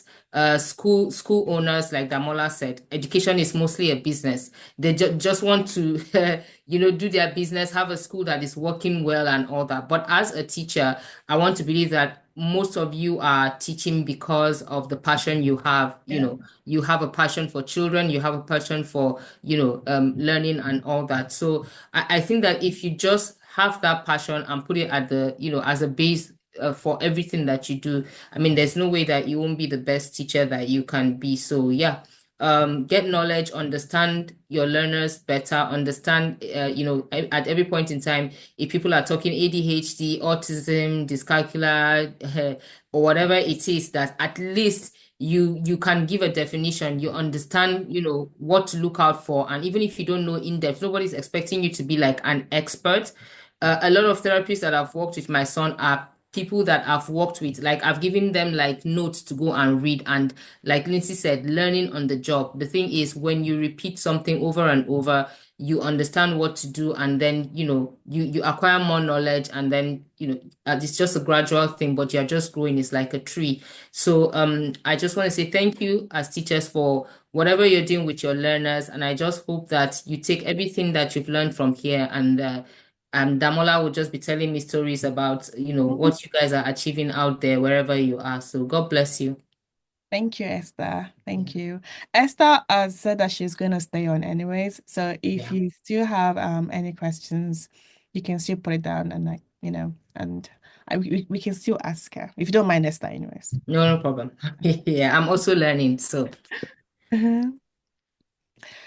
So we've done that. Okay. So now, so we're going to be looking at the uncovering the spectrum. So now we're going to be looking into more details about autism and the classroom. So I'll be looking at ASD, defining it, understanding its characteristics, recognizing early signs of autism in students. So differentiating between autism and other learning or behavioral challenges. Implement communication techniques suitable for autistic learners. I think some of you guys were asking questions about that already. Adapt classroom environment to support autistic students, and develop individualized support strategies. Okay, so I'm going to have a look at that. If you have any questions, do put it in the chat and I will try to come to it. If not, then the WhatsApp is definitely the way to go as well. Another thing I was going to mention that Esther said, which is about learning, is that one thing I know is collaborating with other teachers. So on the WhatsApp group, if you have any issues, please put it on the WhatsApp group and I'll come and I like things like that anyways. And I would put things on there. Most likely when you're going through something, someone is probably going through it as well. So if you feel like, okay, you need a certain resources for, I don't know, science or this, that, and the other, let me know. I will find it and I'll put it on the chat, on the WhatsApp group. Utilize it, okay? And I'll definitely be asking you guys for things as well. So we have a whole WhatsApp group there.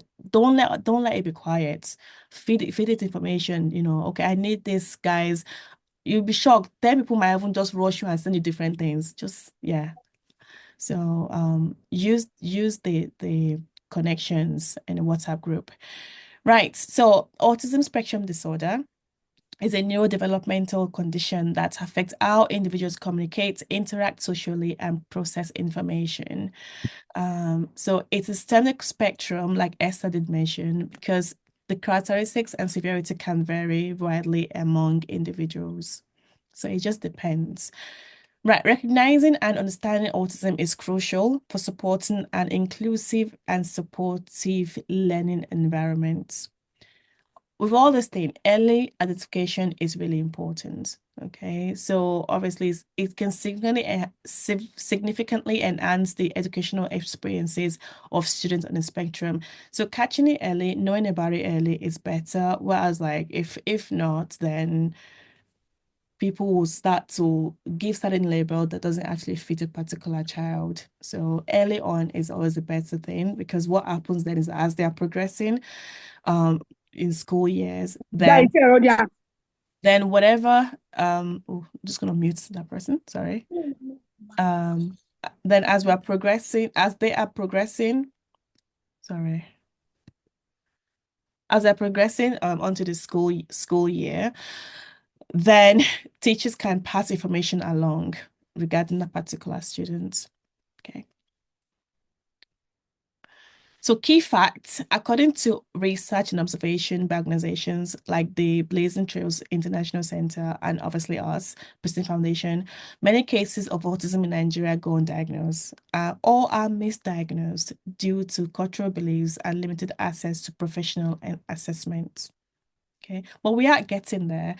I mean, we can look at UK as well. There's a lot of things that they're having to put in place as well, because they are also learning as well. If you think about 5, 6, 7 years ago, they were probably in sort of similar stage that we were as well. So they are starting to put things in place as well, for teachers and for students. So stats, let's look at stats. Okay, so it says here, autism quick stats, 1 in 44 kids identified with autism. All right. So studies conducted in Southeast Nigeria, so Enugu and Ebonyi states. Researchers studied 721 school children aged 3 to 18 years old. So out of these 21 children out of 721 school children were identified as having autism. So that's 2.9% of the group. So in a typical school of 500 pupils, this means, so let's put it into context now. So if you have 500 students, this means that around 15 students may show signs of autism. Okay, so this was actually by Bakker et al. 2011. I can send it out if you actually want to look at the paper. That's what I had a look at and just summarized it for you guys. So what does this mean for us, for school owners, teachers, anyone involved in education anyways?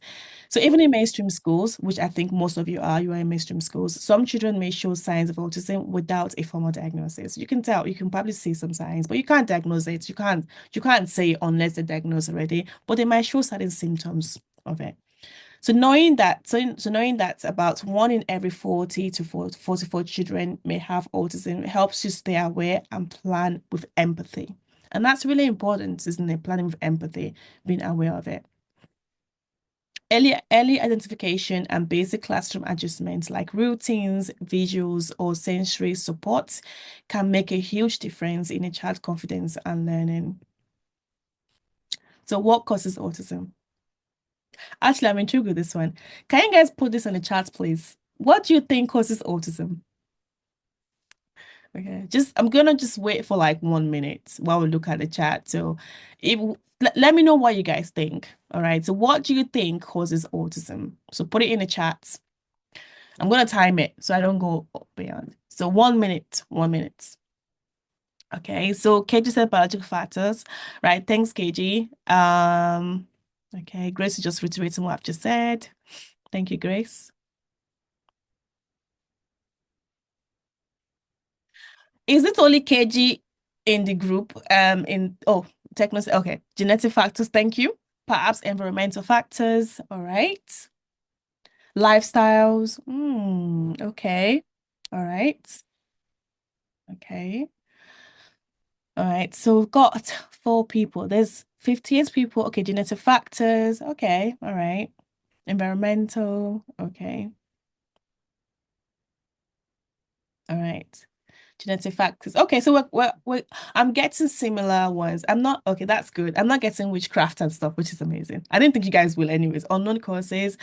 Yeah, okay. Well, the still don't really know. Yeah. Okay. Wait, when you say on chemical factor, hereditary, yeah. Okay, genetics, that's quite similar. Okay. Just like you mean when you said unknown causes, what do you mean? Hope you don't mean witchcraft though. I'm joking, but yeah. Congenital anomaly, okay. So yeah, okay, so you guys passed the vibe check. Let's just put it that way. So, while the exact cause of autism is still being researched, we still don't know. Well, they still don't know anyways. Scientists still don't know. Okay, but scientists agree that a combination of genetic and biological factors is responsible. All right. So let's look at genetics, for example. So autism tends to run in families, which shows a strong genetic link. This doesn't mean a parent caused autism, and we should not go blaming parents. But that certain genes passed from parent to children can increase the likelihood of autism. So if one child has autism, then their siblings have a higher chance of being autistic too. Scientists have identified changes in specific genes that affect brain development. So I'm not a science major, but I'm just giving a little bit of background reading really. So for example, these genes influence how brain cells grow and connect with each other, particularly in areas that control language, social behavior, and emotions. Okay. So we got the biological and brain development factors. So I think some people did have biological reasons. So sometimes during pregnancy or early childhood, certain conditions can affect how the brain develops. These include low birth weight, premature birth, infections during pregnancy, lack of oxygen at birth. So these are biological conditions that affect the brain. Oh, just let me delete that, sorry. That affects the brain wiring. So not causes or spiritual causes. So these are the things that could potentially affect a child and cause autism. So think of the brain like a radio. If the wiring is slightly different, it may tune into the world differently.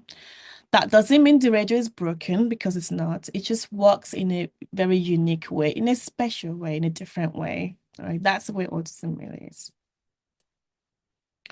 So why this matters for I know I put teachers here, but I'm talking about everyone that's even parents that's involved in education. I think everyone should even be able to do training like this.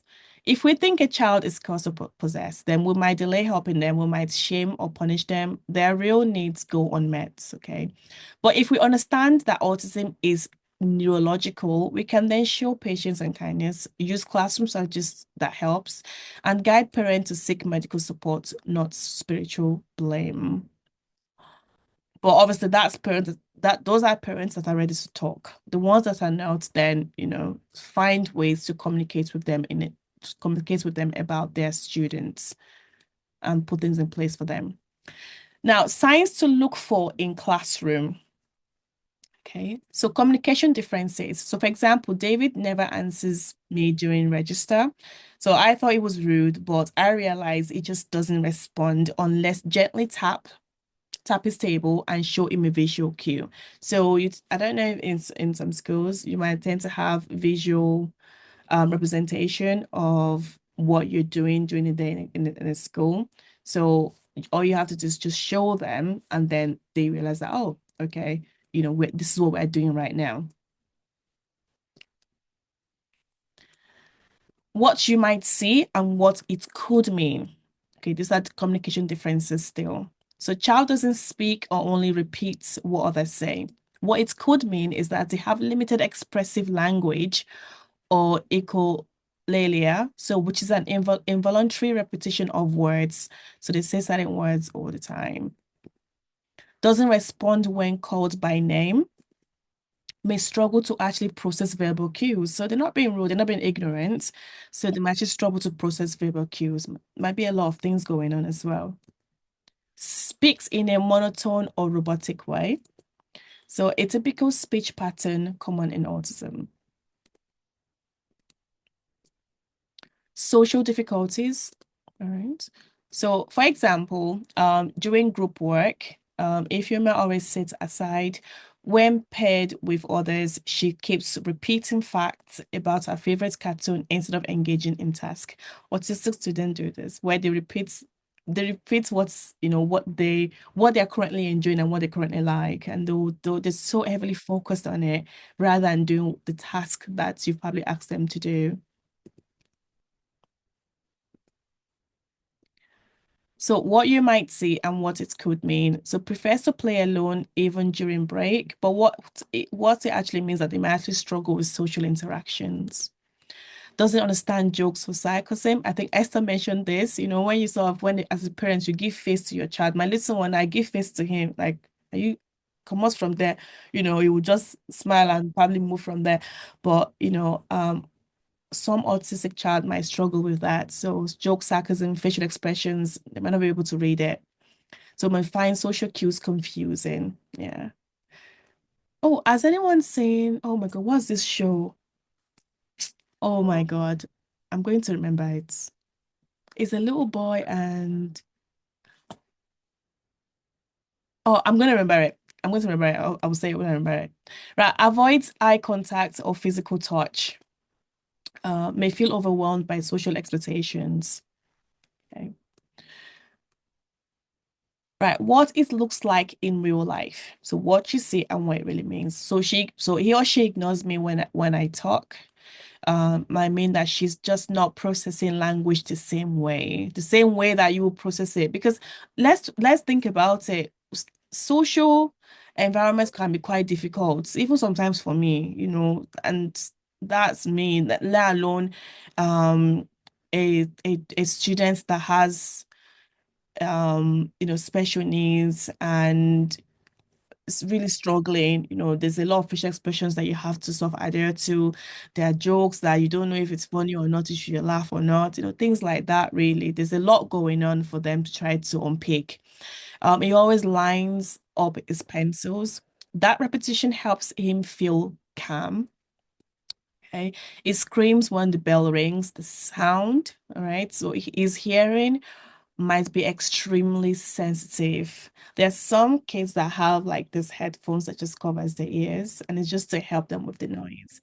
I want you to imagine when you have a bad DJ, there's some DJ that when they are doing DJing thing, they start to screech the mic, that annoying sound. Now imagine with someone that is autistic, okay? So, and that's something that they have to face constantly as well. So, she talks to herself a lot, so she may be self-regulating or echolalic. So they're just saying the same thing over and over and over again. He can't sit still or look at me. So he might feel overwhelmed by eye contact or the room. So maybe the room is got too many people in, too many noise, a lot of things going on.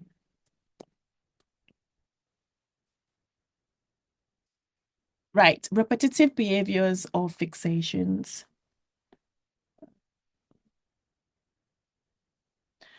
Okay, some people are writing in the chat. I'll just see. Okay. Repetitive behaviors or fixations.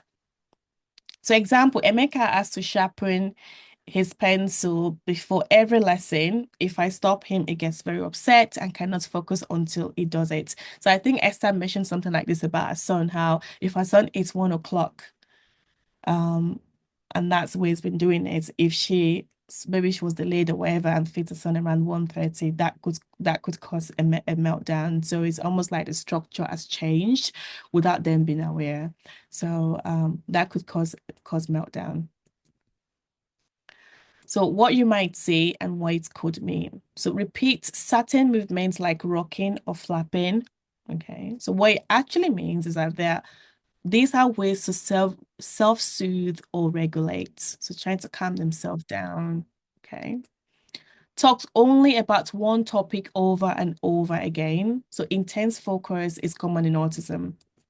That's why when they know something, they really know that thing. Their mind, so everything is focused on that thing that they're actually learning. Insist on the same routine every day. So change can cause anxiety or meltdowns. It's almost like they don't know what to expect. They don't know it's like you've changed routine. They already know what happens. They wake up, they do this, they do that. Once you put another thing into play, it just throws them off. Sensory sensitivities. So, Fatima hates loud music at first. I thought she was being dramatic, but I now realize the noise genuinely overwhelms her senses. So what you might see and what it could mean. Cover ears during morning assembly or shouting. Okay, so maybe hypersensitive to sound. Refuses to wear school uniform in the morning. The fabric may feel painful or uncomfortable. That's another thing as well. There's certain clothing that some autistic children can wear because it probably itches them. Okay, and it makes them feel very uncomfortable. Constantly touches, smells, or licks objects. Okay, so may seek out certain sensory input to feel calm. Okay, so must sort of like touch things, smell it, put it down, or sometimes lick it as well, just to see what's like. Just to sort of see the feeling of it, what is that thing. Now we've been talking about their symptoms, but let's actually look at the strength before I look at ways that we can actually improve on certain behaviors. So we often focus on what a child can't do, but what if we started with something that they can actually do and build it from there? So creative and artistic talents. So I know that Esther's son, he likes to draw, paint. Okay, so many autistic children express themselves beautifully through art, music, or storytelling, especially when they struggle with spoken language. So, for example, Nonso doesn't speak much, but during art class, he draws intricate scenes of the markets, the mosque, and traditional dances with incredible accuracy. So, do you have a quiet child who comes alive in art or music lessons? Have you ever showcased their talent in front of the class or school? So that's another way as well to bring them out. So celebrate this talent by creating a wall of talent, by letting Nonzo explain his drawing one-on-one. And if it's a non-verbal as well, you could, they could sort of do pictures and you could have an adult that has been shadowing the child explain it as well.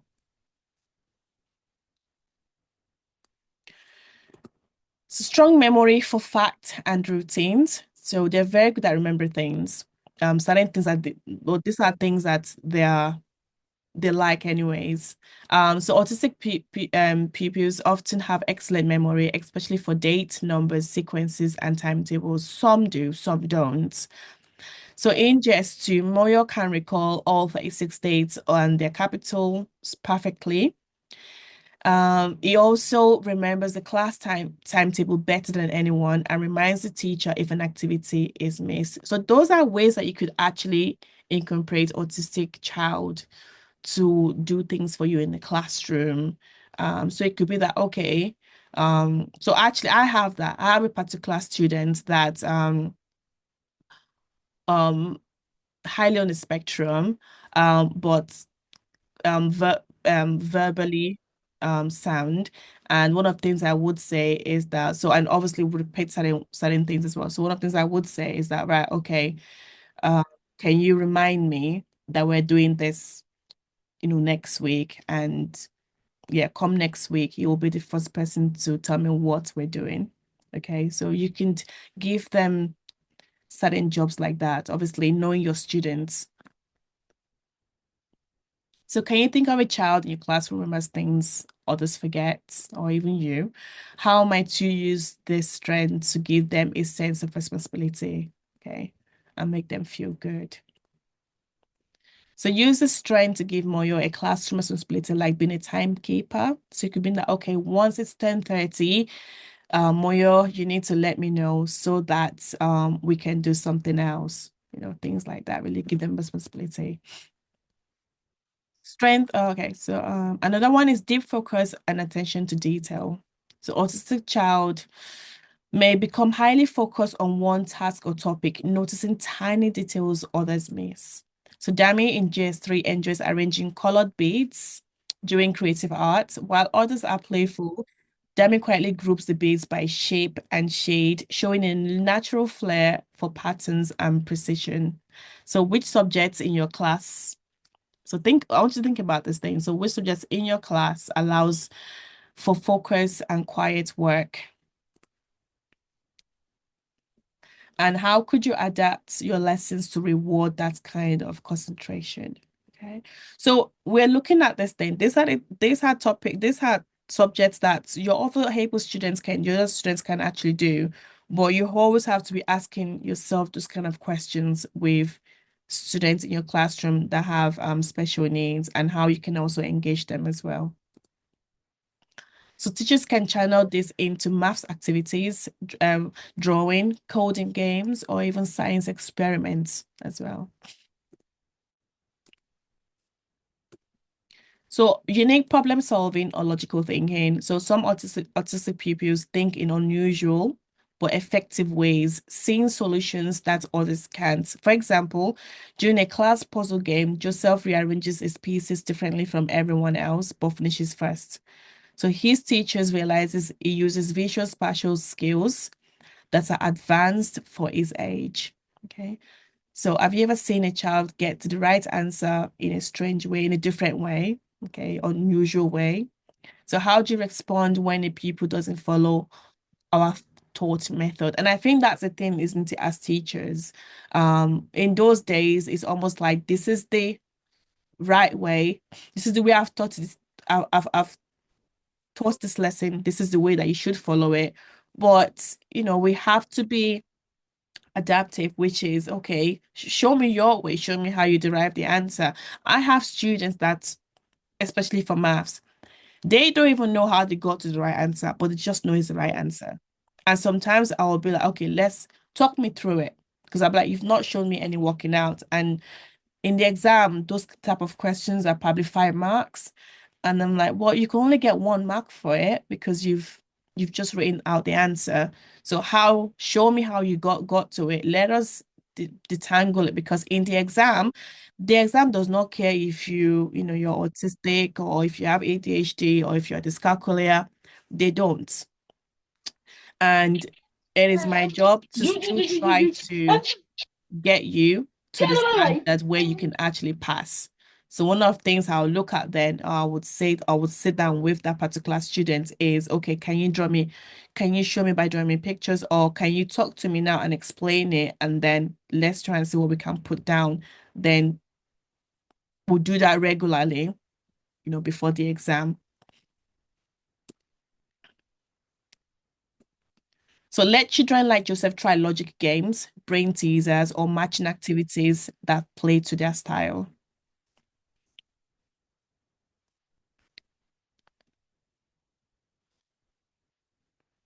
So autistic children may have special interests like transport, insects, alphabets, the weather, or Bible verses. This can be powerful learning too. Okay, so Tolu, age 9 in Osogbo, loves buses. He knows the Lagos BRT routes by heart. His teacher uses this to teach maths, so counting buses, reading bus schedules, and even geography, states, capitals, transport. So again, playing to their strengths. I'm going to move on from this now. Okay, so use a special interest to spark engagement across the curriculum. I think someone wrote something on the chat. Give me a minute. Yes, Dell. Yes, young Sheldon. Yeah, sorry, I just saw someone put the show I was talking about, young Sheldon. If you've not seen it, you need to go and watch it. So that's a typical example. Young Sheldon. Okay. So strong interest in specific topics. This is quite similar to what I've just done. I think it's even the same. So I'm gonna move on from this one. Yes, the same. I think I just went back by mistake. So, right, just an activity. Okay. So choose an autistic strength that you've seen, and then how did you respond, or how are you going to respond, and what's one strength you'll start to look for this week? Can you just put it in the chat, please?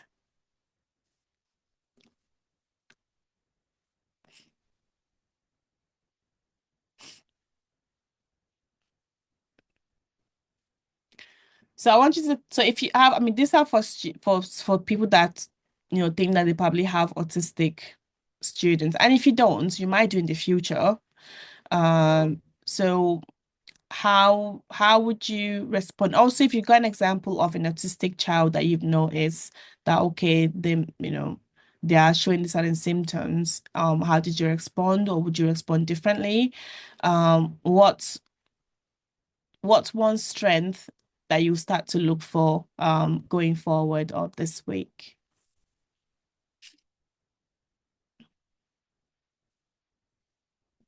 Let's see who will be the first person to write on here.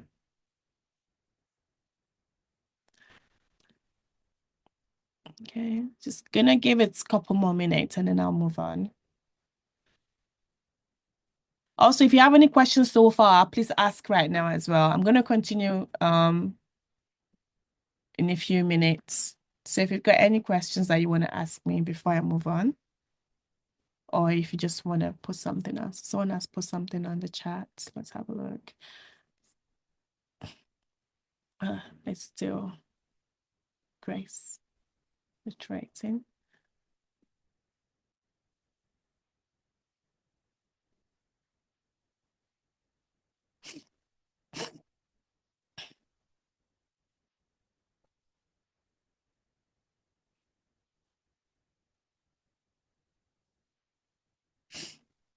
Okay, no one has responded, so I can only assume that maybe people haven't. Oh,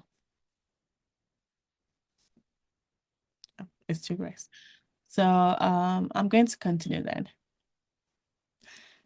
I'll come back to it if anyone's writing something on it. That's fine. Now, teaching strategies for autistic pupils. Okay, so let's have a look. Okay, so provide the students with a personal daily timetable. Okay, let them sit in a consistent seat in each subject room. So there are certain students that they have to sit in the same place. Once you start to move students around, it's just going to cause chaos. Okay, so you should know that particular students. In my classroom, I have an ASD student that when they come in, so although I do sitting plans for the other students, so they won't make noise and stuff, for that particular student, they sit at the back of the classroom and it works for them. And within that back as well, no one sits there. So they would take their stuff and just go straight to go and sit at the back. And that's okay. They don't really like group work either. So my other students, I'll insist to do group work. They don't really like group work. Now, sometimes I do group work with them. So I might say, okay, right, me and you are working together on this.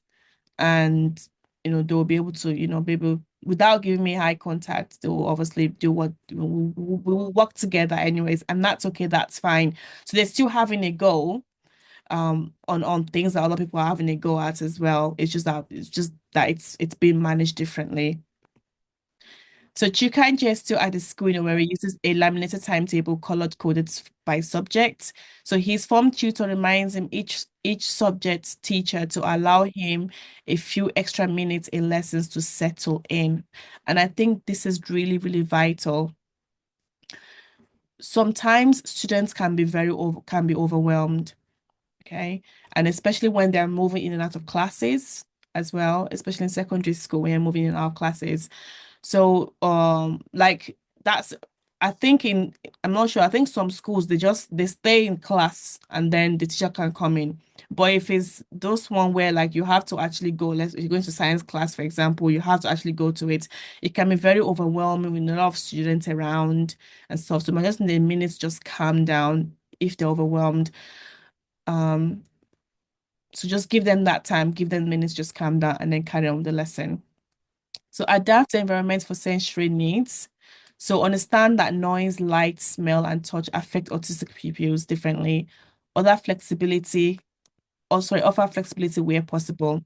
So avoid bright flashing lights or overly loud classrooms. Allow sunglasses or caps if the light is too harsh, if needed. Let students have ear defenders or noise cancelling headphones in noisy places in a school. So, for example, in a school in just pupils with autism are allowed to leave early from the noisy assembly to avoid crowding or loud clapping as well. So when they start to get overwhelmed.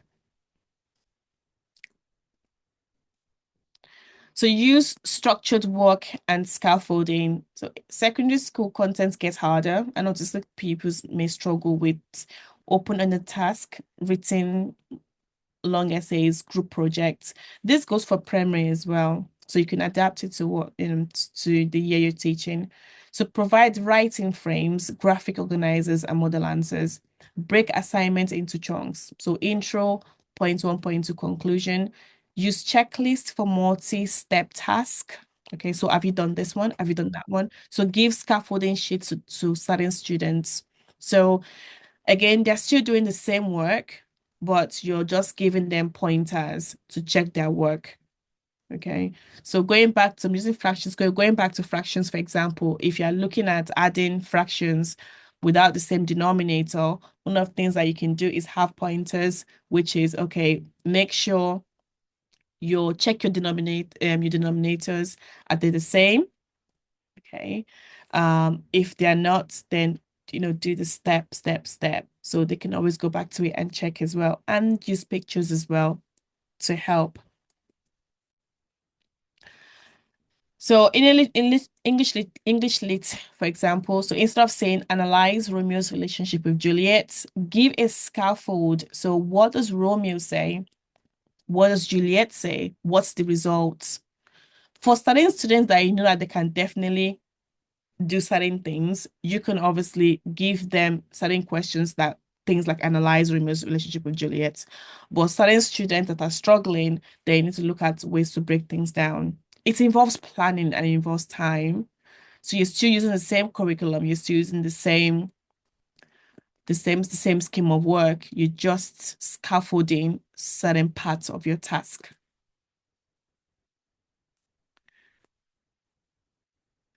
Okay, understand social struggles and bullying risk. This is really vital because it will help you have empathy and it will also help you to understand how to do certain things as well. So why it matters, autistic teens often want friends, but they struggle to navigate sarcasm, jokes, peer pressure, changing friendship dynamics. Even as adults, friendship, sometimes you don't even understand it.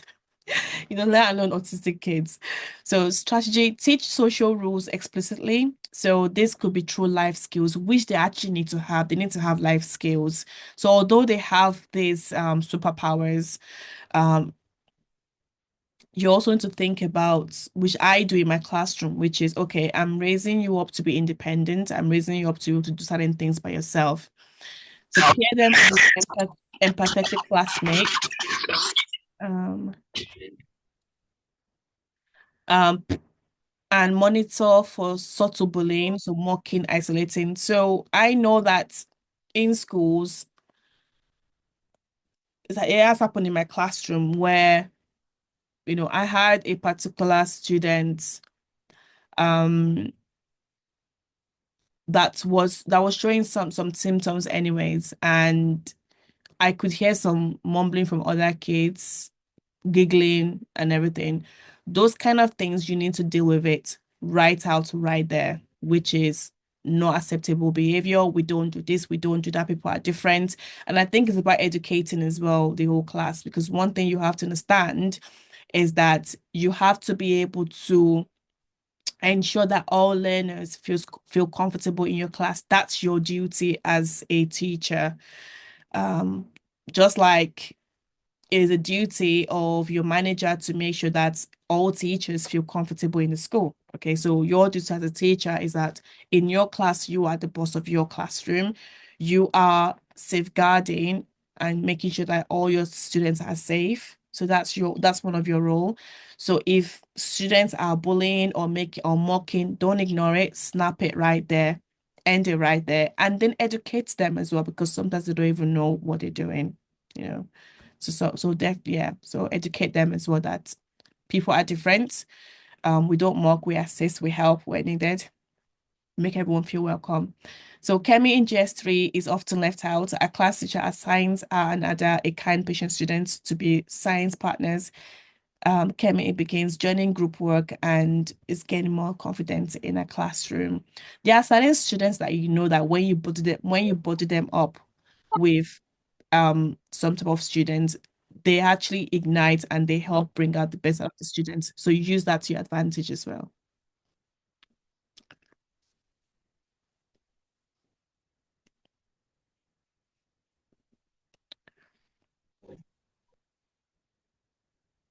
I think I've done that one. So I'm just gonna move on from that one. Okay, so practical ways. Okay, so provide structure and routine. So make routines predictable, visual, and consistent. Reduce unexpected changes where possible, and give a warning when a change is necessary. So practical ideas, so things that you can actually do in your classes are use visual timetables, picture cards for each part of the day. Use classroom layout and the same where possible. Explain changes in advance. So tomorrow we will be having we'll have a visiting teacher. Okay. So let them know in advance what's going to happen. I know sometimes you can't always do that, but when you can, please do. So example in a Lagos school, children with autism have a small colored coded timetable stuck to their desk. All right. So they tick off activities as they go along, which works well. Understand that noise, light, smell, and touch affect autistic. So, yeah, so let them wear air defenders or noise canceling headphones. We've done this one already. Just move it back. Okay, so before I get to that one, I'm just going to answer questions. I think it was by... Right, if you have questions, please put it in the chats.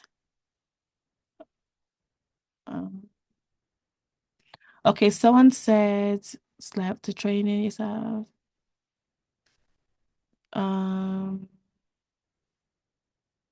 Good afternoon. I have a 12-year-old just bought to me last week. Okay, he's very good with colors and knows just the letters. I'm trying to get him interested in letter sound so as to initiate reading. Colored letters, very colorful PowerPoint I used. Okay, worksheet, and it's been to learn this letter sound. Oh, okay, that's from Erin. I think she was just saying what she's doing with a particular student. All right, thank you for sharing. Right, if you've got any questions, please put them in the chat and I'll answer them. Okay. If not, then there's a feedback. Grace, can you put the feedback on the link, the chat, please, so we can feedback on it. Another thing I wanted to mention as well is that we have another training in June. That's the 3 month one. So we did one in April, did one this month or today, and we did one in June. After that one, you're going to have an assessment, and there's going to be a maximum score that you have to pass. The reason is because we didn't just want to give out certificates. We actually wanted to make sure that you've actually learned something. And that's why I'm putting a maximum score on it. So I've not decided yet. So let's assume that, okay, out of 100%, you should at least score 80%. Now you can have several goals. You can have several attempts at it. It's not just one. And after you've at least scored 80%, I've not decided yet, but I'll have a look at it. Then we'll give us certificates. If you've missed the April one, it's fine, we've actually sent out handout of the April one. If you haven't gotten it, then you can message it on the chat and then we'll send it out again. So that will contain information on what is going to be in the assessment. For this one as well, I am going to create a summary of what we've done today, like an handout information, and I'll send it out as well in the chat, so you'll have it as well. So when you're actually doing your assessment, you've got something to go back to. So I think some people have questions. Okay, yeah. So if you have any questions regarding then let me know. There was one that someone posted on here. I'm just going to answer them now.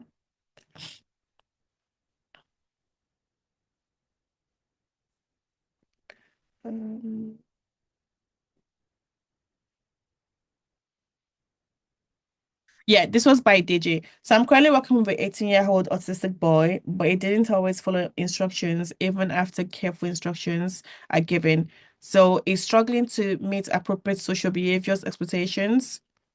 He exhibits those behaviors when he's around people he feels he could get away with, and vice versa. But I want him to be able to generalize it across all settings. What strategies can you suggest? Okay. So one of the things that you can look at,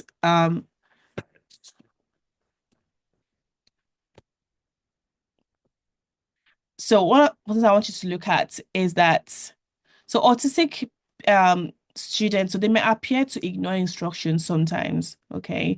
But one thing to also consider is that they're processing delays. So they're processing delays, so it may need more time to understand and respond.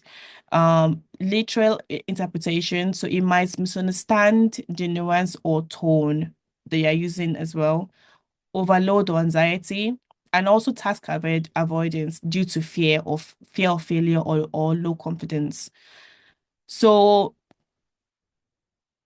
you could say, for example, sit quietly and wait your turn.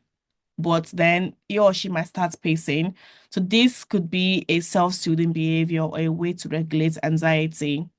So another thing to think about is also assess how you actually give the instructions as well. Don't make it too wordy. Okay. So our instructions short, clear, and concrete, like sit there. Not, I want you to sit there right now. Sit there or sit down. Or first this, second this, and then if this, no, first this, tapping on, if you have a visual representation, first this, and okay, now this, or very good, yes, just, yeah, make it short and concise. Don't put too much words into whatever you're saying. And also identify triggers and patterns as well. So it might be that with certain people, they might be behaving a certain way for certain reason. So just do your research and see why. What happened before the behavior? So what is the trigger? Okay, why are they suddenly just are reluctant to not want to do what they're meant to do? Also, what did he gain or avoid? So was there something I avoid to do? I think you mentioned it, isn't it? Just being reluctant and doesn't want to sit down. So, Deji, did I answer your question? You can unmute and talk. I think we're done now. If you're there.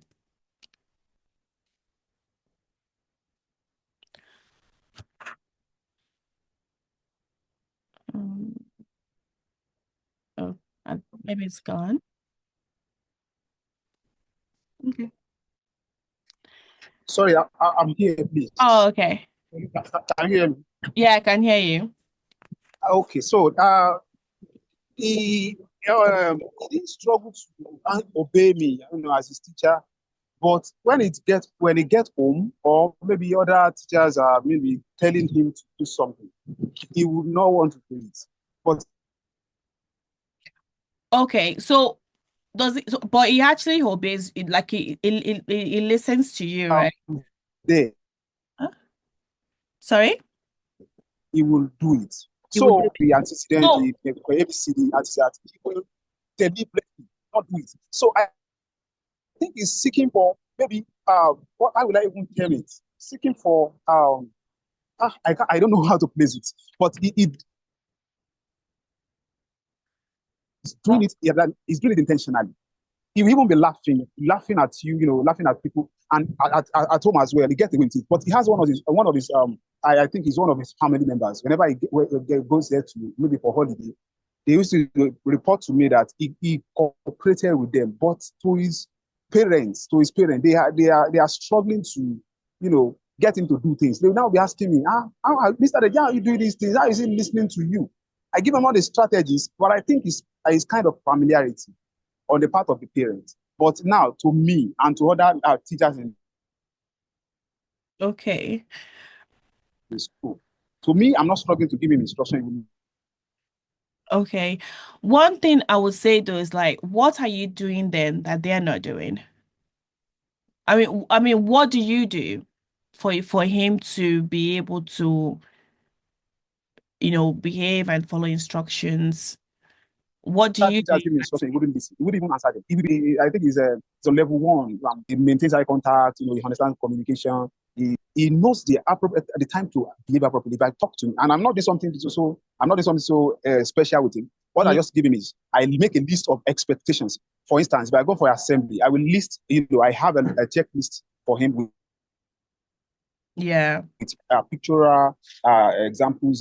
You have to sit quietly. You want to ask questions, you raise your hands, and it's following them. But let other teacher, maybe if I'm not around, let other teacher or anybody tell him to do something or maybe engage him. Well, He wouldn't listen to them. Deji, So it's giving me a lot of concern. you've actually just said part of it as well, which is that you're already setting an expectation. One thing about autistic students is that once you have an agenda of what's expected from them and you don't deviate from it, I mean, there might be circumstances where you might need to, maybe for this, I don't know, for you can use your own judgment anyways. But if you have an agenda on and you stick by it, like you just said now, you just want to ask you what you just use, like you have a list, you're going to assembly now, you take list, you're doing great. They can see that, okay, this is what they're doing first, and you keep returning to, okay, we're doing this first. No, we're doing this first. And sometimes you have to stick to what you're doing, which is for for them as well, which is okay, we are doing this right now, because they will also try and push as well. And sometimes it might be that they don't even understand what is going on, and they might try to push their own agenda, which is okay, they want to do something, maybe they're just interested in, maybe they're interested in I don't know, maybe a particular toy that they want to play with and they don't want to go to assembly. So they might throw tantrum because that's exactly what they want right now. And it's up to you then to show the list or the cues, which is like, okay, no, we're doing this now. Okay, or take time out, have time out, then come back again. When I was a TA in special needs school, and yeah, these were every special needs school. These were kids that were disabled. It wasn't just the physical part as well, it was a mental part as well, and everything. Some of them didn't even talk at all. There were sanctions. There were sanctions for students, and when I mean sanctions, it was timeout. It was explaining things like, right now, assembly, showing pictures, pecs, because they didn't understand a lot of verbal. I didn't give eye contact either. So it will be a thing of like, okay, now we're going to the assembly. And then if they start to throw tantrum because they didn't want to go, or they wanted to do something else, especially because we're in secondary school as well, they want to do something else. It will be like, okay, all right, Fatima, you're having timeout right now. Timeout right now. Limit the sentences. Timeout right now. Then you go back to them again after, let's say, a few minutes. You go back to them again, and then assembly now. They don't want to do it, crying, overwhelmed. Okay, that's fine. Leave again for a few minutes, walk away, come back. So, but for your particular students, if they are in mainstream school, then obviously, it's one of the things you could look at really is just sticking by that and telling the parents as well they have to stick. It can be quite exhausting. I'm sure Esther can actually agree with me on this because she's a parent. So you have to sort of stick to a routine, or try to stick to a routine, have agenda. Okay, have a list on hand with what they're doing during the day. So morning you're doing this, afternoon you're doing this, evening you're doing this, and don't try to deviate from it as well. And once they've done it, you can take it away. Okay, done, finish, next, this. Don't overwhelm them with a lot of information. And yes, if they're being silly, if they're laughing, it might be a way of them actually being nervous as well, not understanding what's going on in a particular situation, not even knowing what to do. It might be a sense of fear as well. But obviously, you remaining calm in that situation is really, really important. Sometimes walking away and coming back says a lot as well. Walking away, coming back, saying that, okay, are you ready? We're still doing this. Okay. And just keeping firm on it as well, because it helps them as well. But yeah, I hope that helped, DG. Yes, thank you so much. It helps. That's Thank right. you so much. Hello, good Yeah, afternoon. can I, sorry, Oh, yeah, Esther. Sorry. So, yeah, Esther, go on. yeah, I was gonna say, to add to what, I mean, I raised my hand, but I think Damola has somehow met up and answered a lot of what I wanted to add. But I wanted to say, yeah, so sometimes you underestimate these children because you feel like just because they struggle in certain areas, they don't know what they're doing and they're catching up, but they're actually intelligent, and they know what they're doing, like you rightly said. So one thing with behavior, because it looks like this particular issue is behavior related, and the fact that he listens to you. So I would go with what Damola said. First thing to do is, what are you doing that works? Because with learners and teachers, it's not possible. It's a problem if the student only listens to one person. He can't only listen to you because you're not just going to be the only one there all the time. I mean, you may not be in school at a certain day and somebody has to take your place, and you don't want to have chaos and everything. So exactly like Damola said, what is it that you're doing? If you're giving instructions, is the expectations of him, that is minus you, whether it's at home or the other teachers, is it not clearly stated? Like, what do we want him to do? And also, there's something with behavior where you're reinforcing positive behavior. So, like he's laughing or he's not doing what he's supposed to do. When he does something, you show him, I don't know, maybe his interest may be something that he likes to do. Reinforce that behavior, like the fact that you're listening to instructions and you're doing what is expected of you. I'm giving you a star, or I'm doing this. It's not like bribery, and it's not something that you do all the time. But that kind of shows him like, okay, when I do behave, I get maybe to do this, or I do this. Like Tamola said, if it's negative behavior, it could be like you're getting a timeout, just like she said. Then another thing I would add is like my son also. It's when you hear as a teacher, when parents come to you and they say, but I used to think like teachers will lie to me because they'll say, oh, Ziza did this in school or he did that in school. At home, he comes and he's just looking at you. He doesn't know what to do. And I'm like, what is this teacher talking about? And then I realized that sometimes they also how do I put it, they also relate certain things to certain environments or certain people. So like when he's at home and I'm trying to get him to do, say, maybe homework or work, he's like, you're not my teacher, this is mom and this is at home. So he pushes back. He doesn't want to do anything school related at home. So it's difficult for me. But like again, like Damola said, when there are clear expectations, when they are clearly stated in language that is easily understood and it's not too much, because you're talking about instructions, be concise, like 2 words, 3 words. Sometimes she mentioned earlier it's about what was it that you called it, Damola, when they're trying to process the whole information. Sometimes there's a time lag.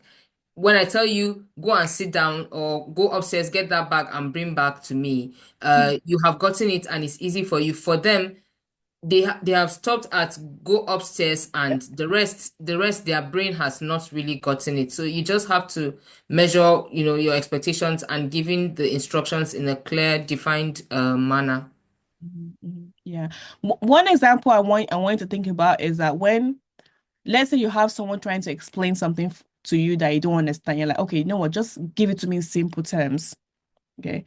That's what they always try to remember that for them. So simple terms, clear, concise. So even for my young one who is one, obviously you can't put a lot of instructions, just be looking at you like this. So it's very short, concise, sometimes when I'm dressing him, he wants to rattle everywhere and run away. It's like, okay, so I would say things like waiting, waiting, waiting. So now he knows, okay, waiting. That means I have to, we'll still be trying to because he wants to quickly go and play, waiting. So short, concise, just filter out the other things they don't actually need. But yes, so someone said, so Ochema said, I noticed some autistic children seem to be better around people who are hard harsh. I don't think it's hard harsh. Let's not try to use the same term. I think it's just, so there's certain teachers or the certain people that just have expectations, which is that you don't, don't do this. So in my class, for example, now I have expectations, and regardless of if you have, okay, special needs or whatever, I have certain expectations for all my students. And that's really, really important. So I have students that they're very loud, and, they'll just be, and, they'll say things like, oh, I've got, because I've got ADHD, I can't sit still.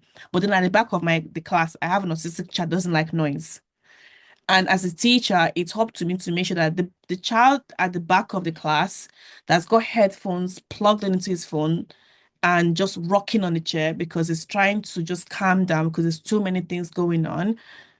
I have to make sure that every single student in that class is comfortable. So one of the things I will do is get that child out of the classroom, the one that is obviously making the noise and say, oh, because in UK the students they know that they know the diagnosis, so they'll sometimes flaunt it right in your face, and it's up to them to say no, even though you have this, you're going to become a young adult, so you need to know how to, behave appropriately in a certain way.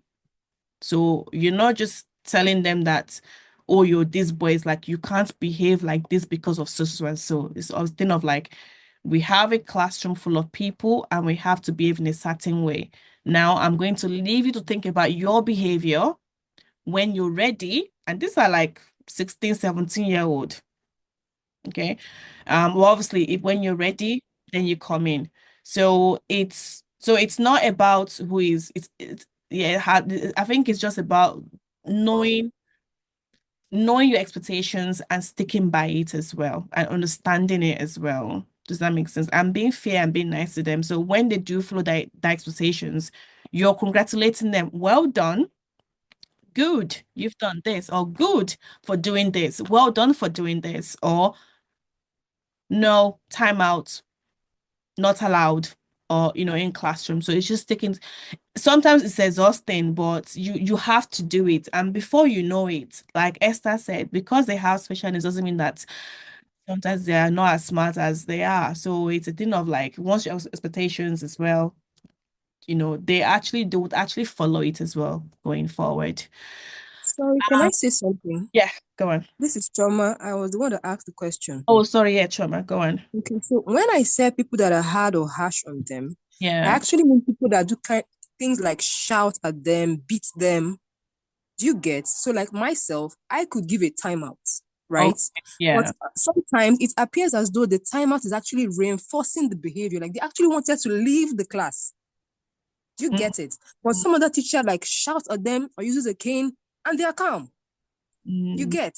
So it Yeah. makes it look as though I am permissive because it doesn't look like I'm getting anywhere just giving a timeout. They keep repeating that behavior in my class.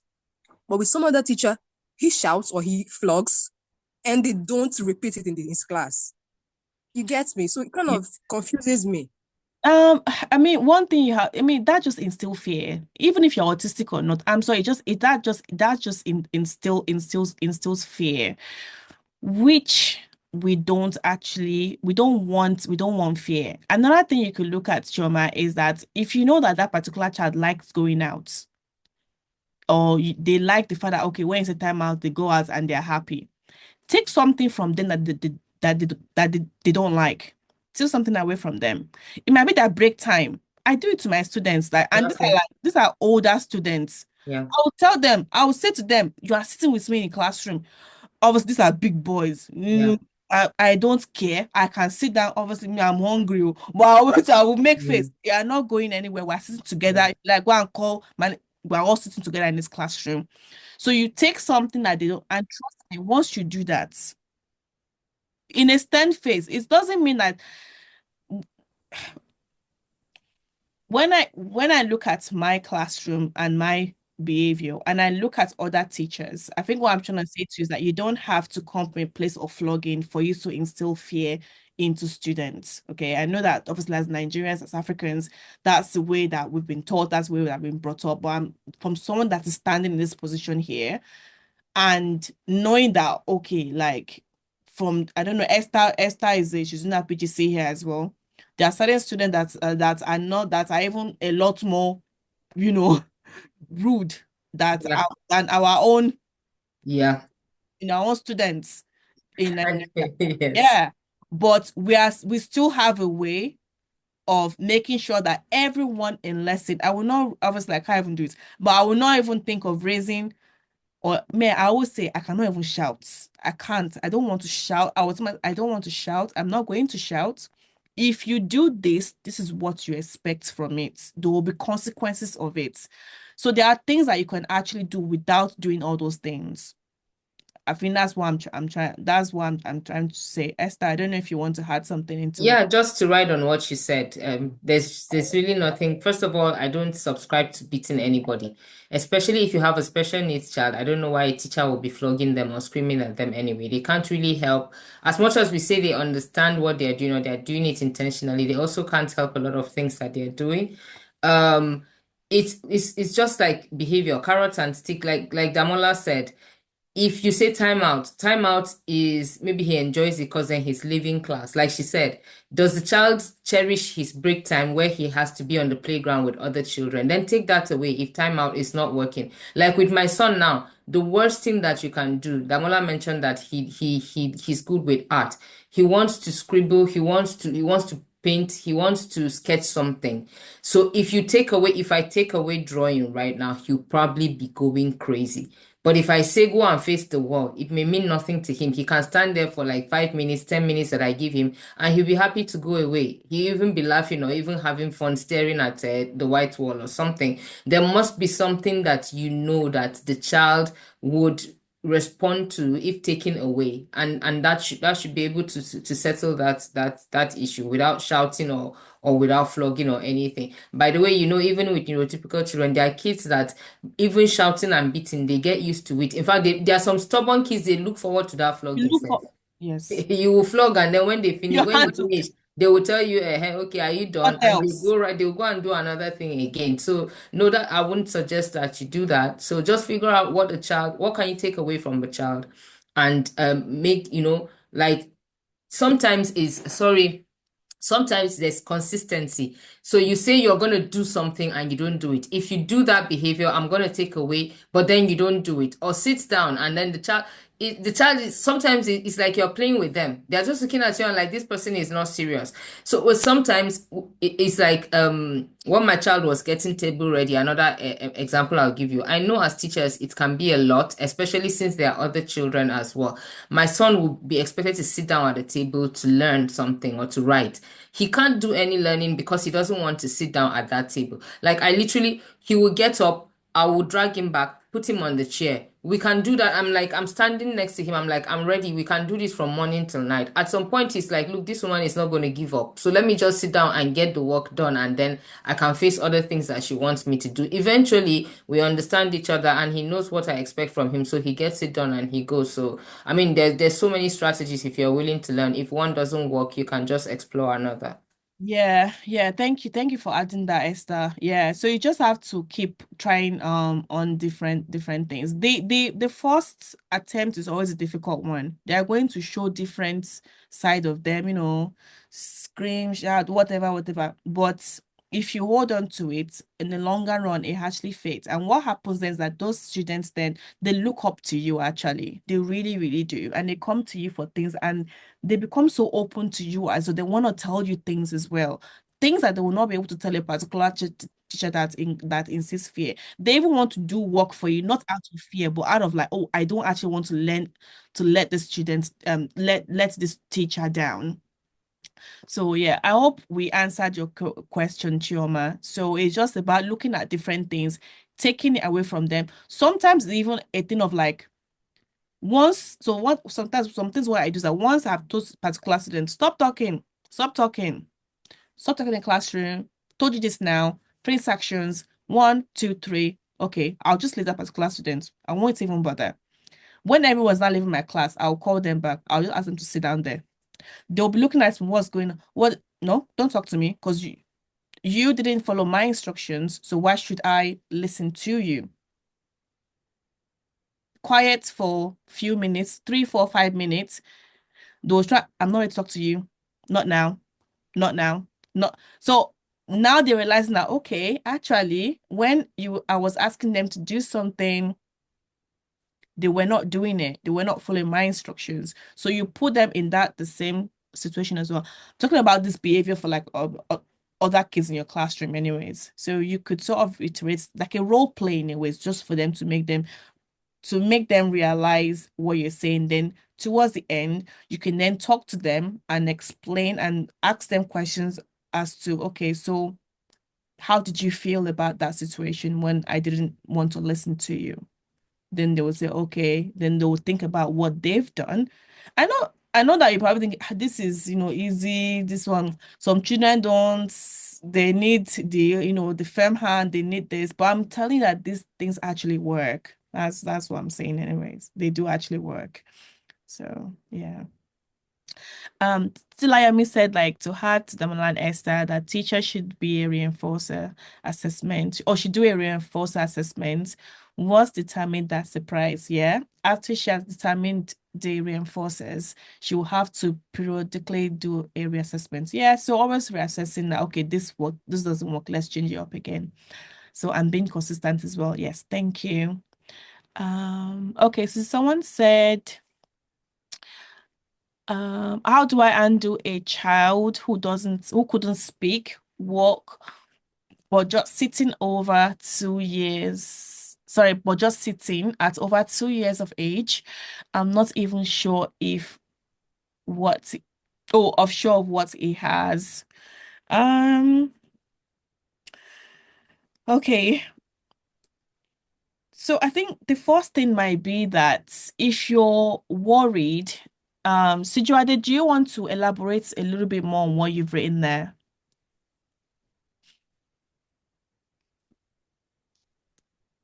Oh, is she there? Okay, I'll just talk anyways. So one of the things you can do is probably observe and record. Okay, so start documenting what you notice consistently. So does he or she respond to sounds or people? Can he or she hold toys or objects? Are there any eye contact or reaction to facial expressions? Does he move or try to crawl? Because at 2 years old, then, how does he or she communicate needs? So crying, gestures, pointing, sounds. Okay. So these observations actually helps build a clearer picture for referrals. So try to document things down, then rule out any medical causes as well. So refer to a medical professional. So for conditions such as cerebral palsy, where they cannot move, global developmental delay, so just takes time for them to reach milestones that some child might have met, or or even hearing loss. Okay, it could be involved. I know that one thing um that way they try to assess in the UK is as soon as the baby is born, they try to assess hearing. That's one they try to assess in the first go. So SAT early supports regardless of diagnosis. So look at physiotherapy, speech and communication. So using gestures, pictures, music to build interactions. So use baby sign language or picture cues for basic needs like eat. Okay, so eat, drink. I did have Milo one as well. So eat, eat. Um, sensory play. So offer toys with textures, sound, or light stimulates response. So one-to-one time. So sit him or her down, talk softly, sing, the wheel on the bus, go round and round, things like that. Look at the facial expressions, look at what they do. Do they try to copy? Gently touch hands and feet, okay, to build comfort and connections. And also, last is just refer for assessment as well. When in doubt, when you're worried. I don't know if it's someone that you know or is a particular student in your school. So definitely do look at referring as well if you're really worried. Because at the end of the day, you can just try to do what you can, but without diagnose, especially if they're not working as well. So they probably need to have to be assessed really. But yeah. So okay, so Sijuade said, I have another child who's above 6, can't read yet, and finds it difficult to. So I have another child who is above 6, can't read yet, and finds it difficult to assimilate. Just want to play rough, bully others, and run around on his toes. Mm. Speaks like a baby who is just learning to talk. I can't even say what is wrong with him.